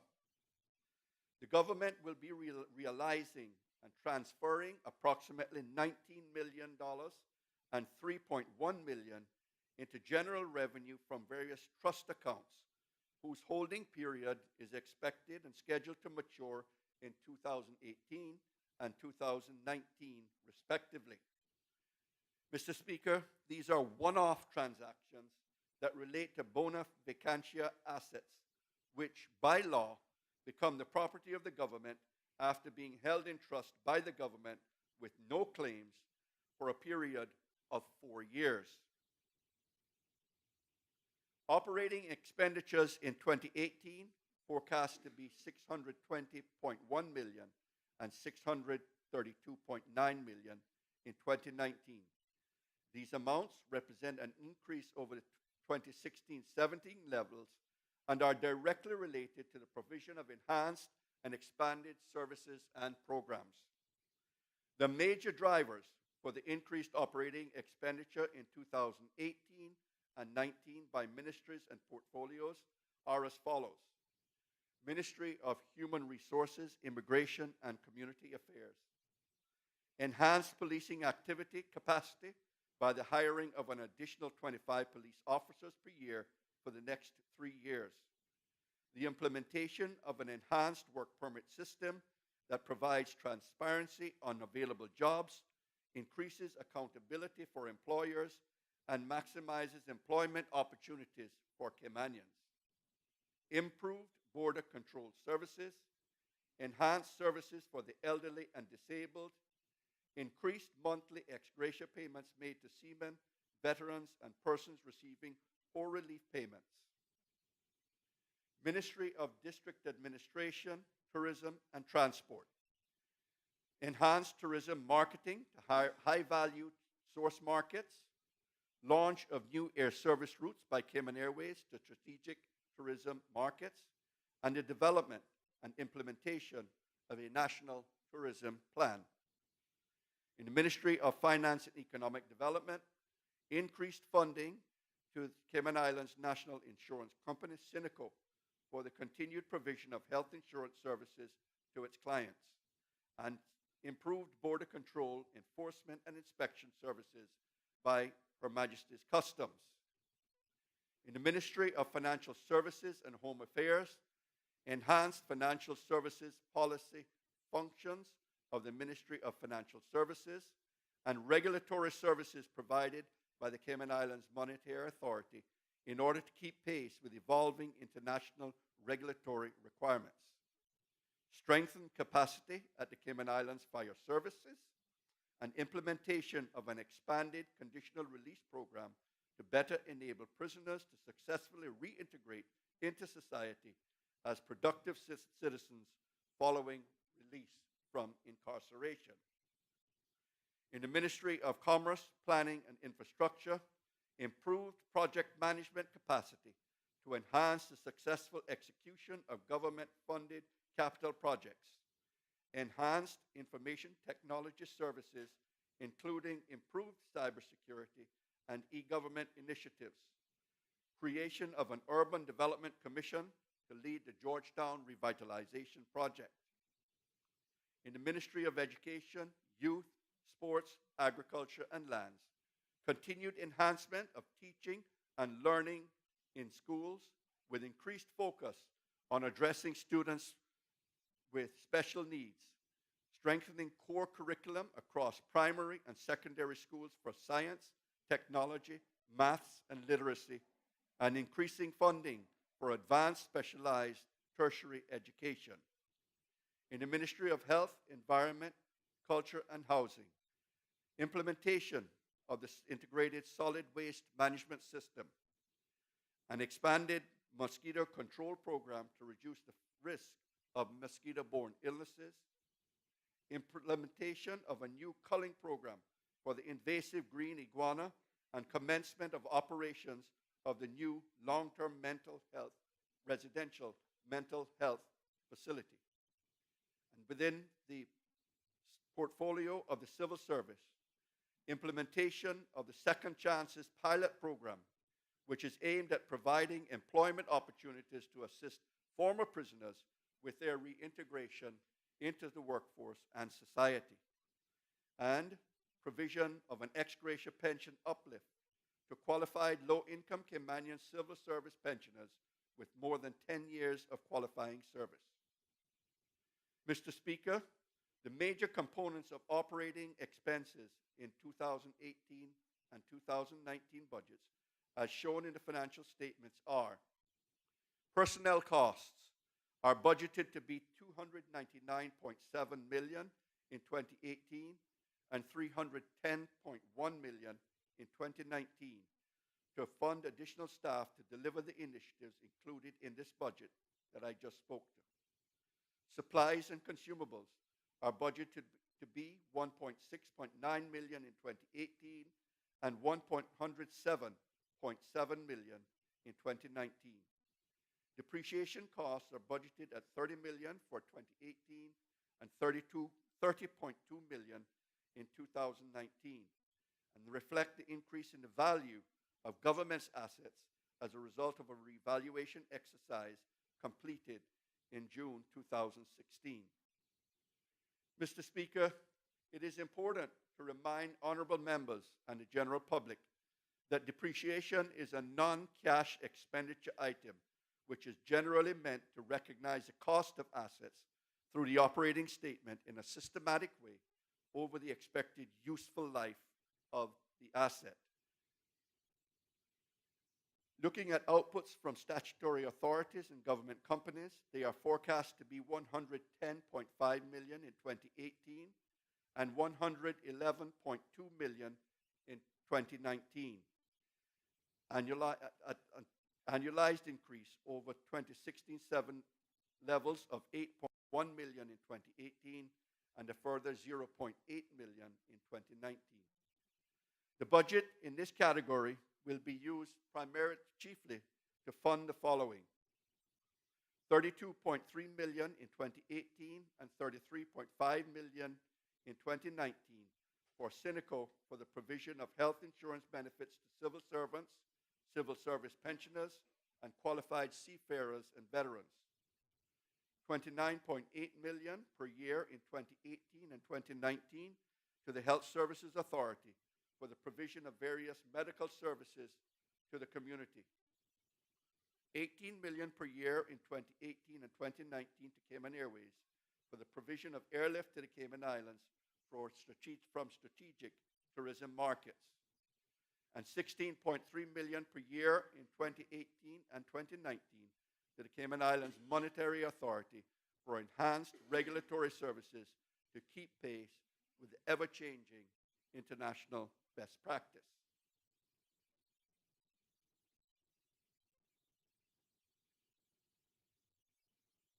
Outputs from non-government output suppliers are expected to remain relatively stable over the budget period and are forecast to be $24.9 million in 2018 and $23.8 million in 2019.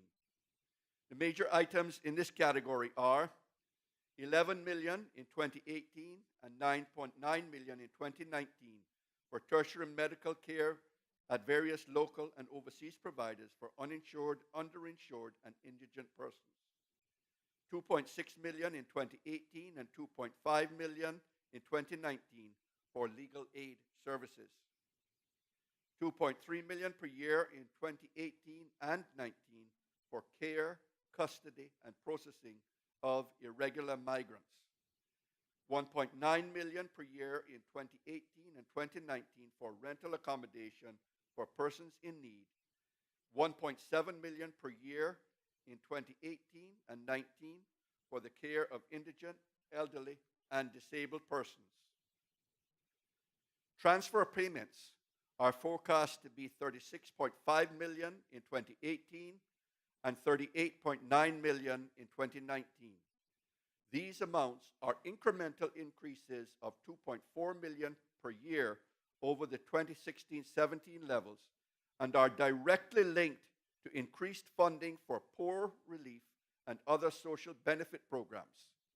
The major transfer payments budgeted for 2018-19 are $14.4 million in 2018 and $14.5 million in 2019 for local and overseas scholarships, $9 million in 2018 and $10.1 million in 2019 for poor relief payments and vouchers, and $8 million in 2018 and $9.3 million in 2019 for ex gratia payments to seamen and veterans.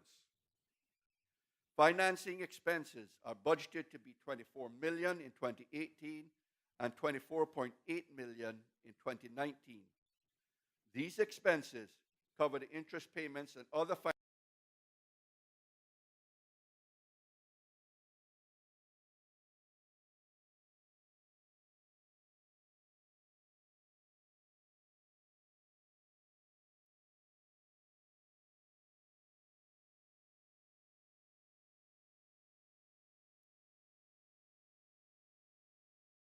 million in 2018 and $5.8 million in 2019.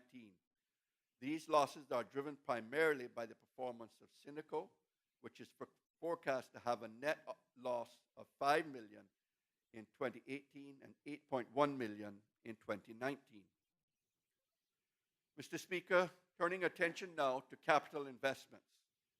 The government is committed to making sound capital investments that will enhance the country's infrastructure and strengthen opportunities for long-term economic growth. These investments are being made only after thorough analysis to determine their appropriateness, cost-effectiveness, and sustainability, while also following best practice procurement processes as set out in the PMFL. The government intends to make investments totaling $93.8 million in 2018 and a further $99.1 million in 2019. These planned capital investments will be entirely funded from existing resources, that is, cash generated from operating activities and surplus cash reserves.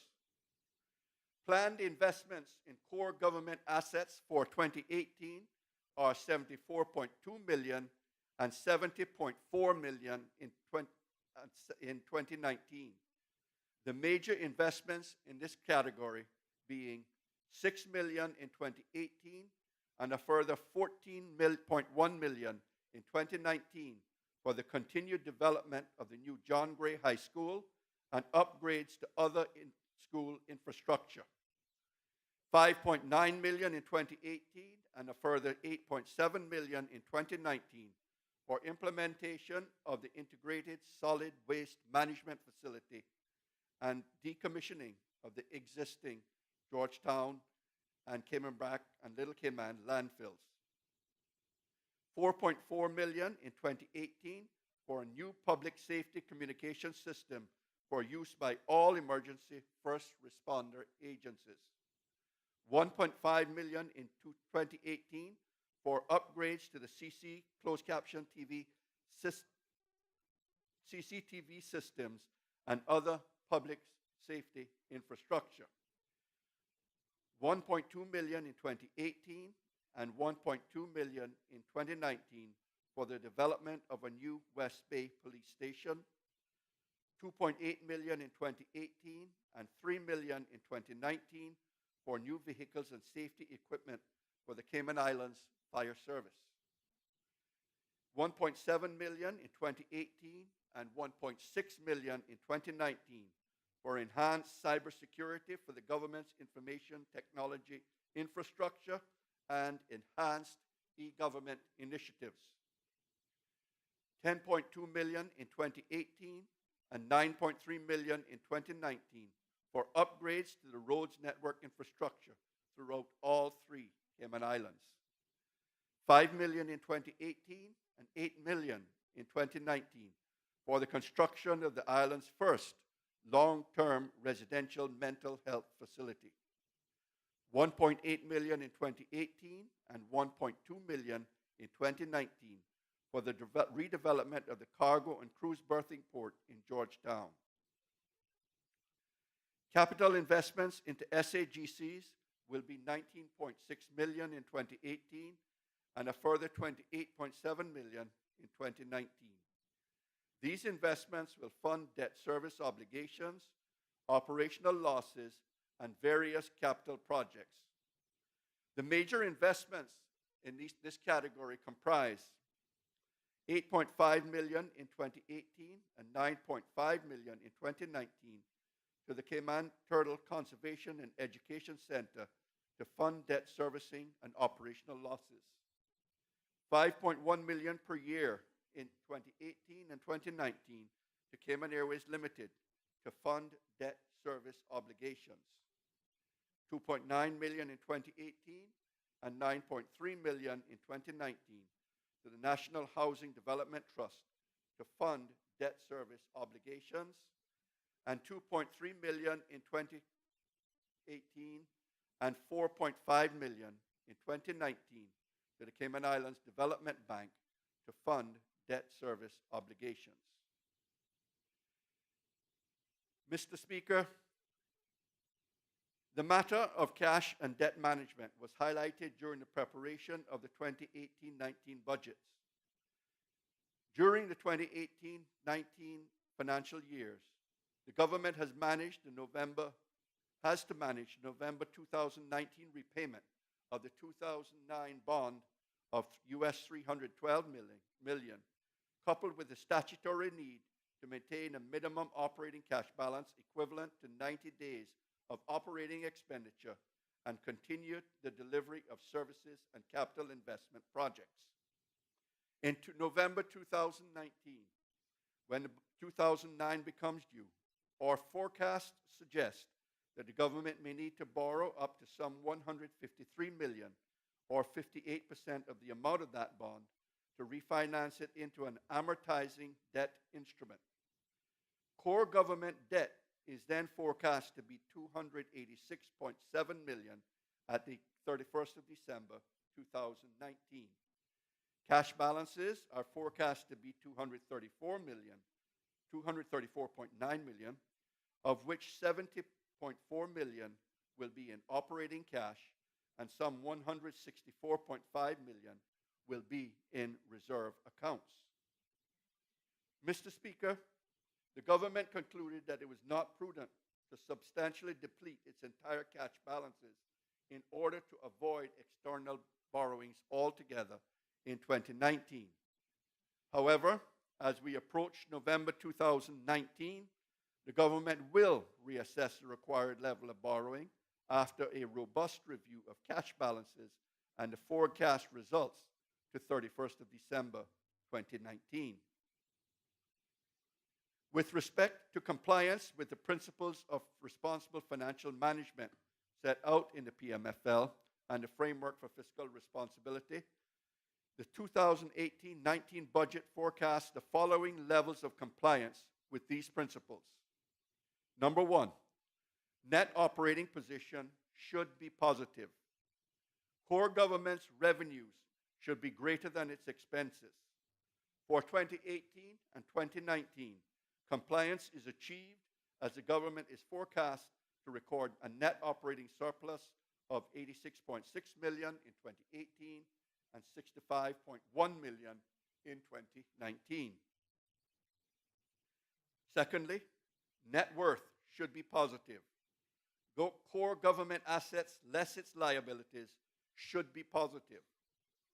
The government assets are forecast to exceed its liabilities by approximately $1.3 billion at December 31, 2018, and $1.4 billion at the 31st of December 2019. 3, debt service. That is, the annual payments of interest and principal related to all public sector borrowing commitments should be no more than 10% of core government revenue. The government is forecasting a debt service ratio of 8.6% in 2018 and 46.7% in 2019. The jump in 2019 is as a direct result of the scheduled repayment of the bullet bond in November 2019. It is important for this House and the public to understand and remember that this is a one-off event and it is not indicative of any increase in borrowing activity. The government will also be seeking to bring legislative amendments on how this ratio is calculated so that a large one-time debt retirement does not negatively count against our level of compliance. 4. Net debt. The total debt of core government plus the weighted average debt balance of public authorities less core government's liquid assets should be no more than 80% of core government's revenue for the fiscal year. Mr. Speaker, net debt ratio is forecast to be 22.3% in 2018 and will shrink to 17.4% in 2019. And finally, cash reserves. The unrestricted cash reserves, operating bank account, and general reserve fund of the core government measured at the lowest point in the fiscal period should be sufficient to cover 90 days of core government estimated operating expenditure. For 2018, the government is forecast to have sufficient cash reserves to cover approximately 168 days of operating expenditures at the lowest point during that fiscal year. In 2019, this will drop to 92 days as we utilize accumulated cash balances to pay off the portion of the bullet bond in 2019. Mr. Speaker, in conclusion, the 2018-19 budgets provide a blueprint for the management of government's resources necessary to deliver expanded services to the public in a way that is consistent with the stated broad outcomes of this administration and in compliance with the PMFL and FFR and grounded in government's sound fiscal strategy. Our 2018-2019 budgets will deliver while maintaining fiscal prudence, enhanced social programs for the most vulnerable members of our society, strengthened global competitive positioning in our core financial services and tourism industries, bolstered public safety resources aimed at reducing crime and instances of repeat offenders, a transformed public education system to allow our children to achieve their full academic potential and their success in life, sustainable solutions that address threats to our environment and long-standing issues with landfills, and improved management of our public healthcare systems. Mr. Speaker, the preparation of government's budget is a massive undertaking, and it is only possible with the commitment and dedication of the civil service. I also wish to express my thanks to Her Excellency the Governor, the Honorable Premier, Cabinet Ministers, official members of Cabinet, councillors, chief officers, and their staff. I especially wish to thank the team within the Ministry of Finance for their excellent work and commitment to produce the 2018-2019 budgets. And I have to say, Mr. Speaker, I've had a real introduction to the amount of time and effort and the commitment of this group within the Ministry of Finance to producing the budget. I conclude now, Mr. Speaker, by humbly commending the appropriation financial years 2018 and 2019 Bill 2017 to this Honorable House and ask all members for their support of the bill. Thank you, Mr. Speaker.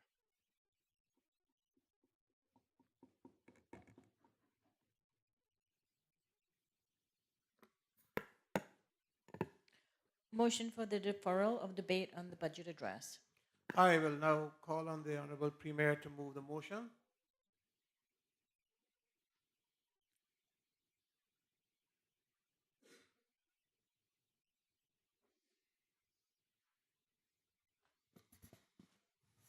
Thank you, Mr. Speaker. Mr. Speaker, I move that the debate on the budget address be deferred until Wednesday, 1st November 2017. All those in favor, please say aye. Aye. Those against? The ayes have it. I will now call on the Motion for the throne speech, the policy statement, and the budget address to be debated simultaneously. I will now call on the Honorable Premier to move the motion. Thank you, Mr. Speaker. Mr. Speaker, I move that the throne speech, the policy statement, and the budget address be debated simultaneously starting on Wednesday, 1st November 2017. All those in favor, Aye. please say aye. Aye. Those against? The ayes have it. Honorable members, we have now concluded the business under order paper. May I have a motion for the adjournment? Call now on the Honorable Premier. Thank you, Mr. Speaker. Mr. Speaker, as we indicated, we're proposing to adjourn the House until Wednesday, the 1st of November, starting at 10 a.m., in order to give members of the opposition the opportunity to carefully consider the three documents and the substantial amount of paper documentation involved in the budget considerations. And so, Mr. Speaker, I move the adjournment of this Honorable House until Wednesday, the 1st of November at 10 a.m. Before I put the question, honorable members, you were made aware of the official photograph. That will be done immediately. The House is adjourned. Let us move quickly as there is inclement weather, and hopefully we can take it outside. But members were made aware, and we propose to do that immediately upon the adjournment.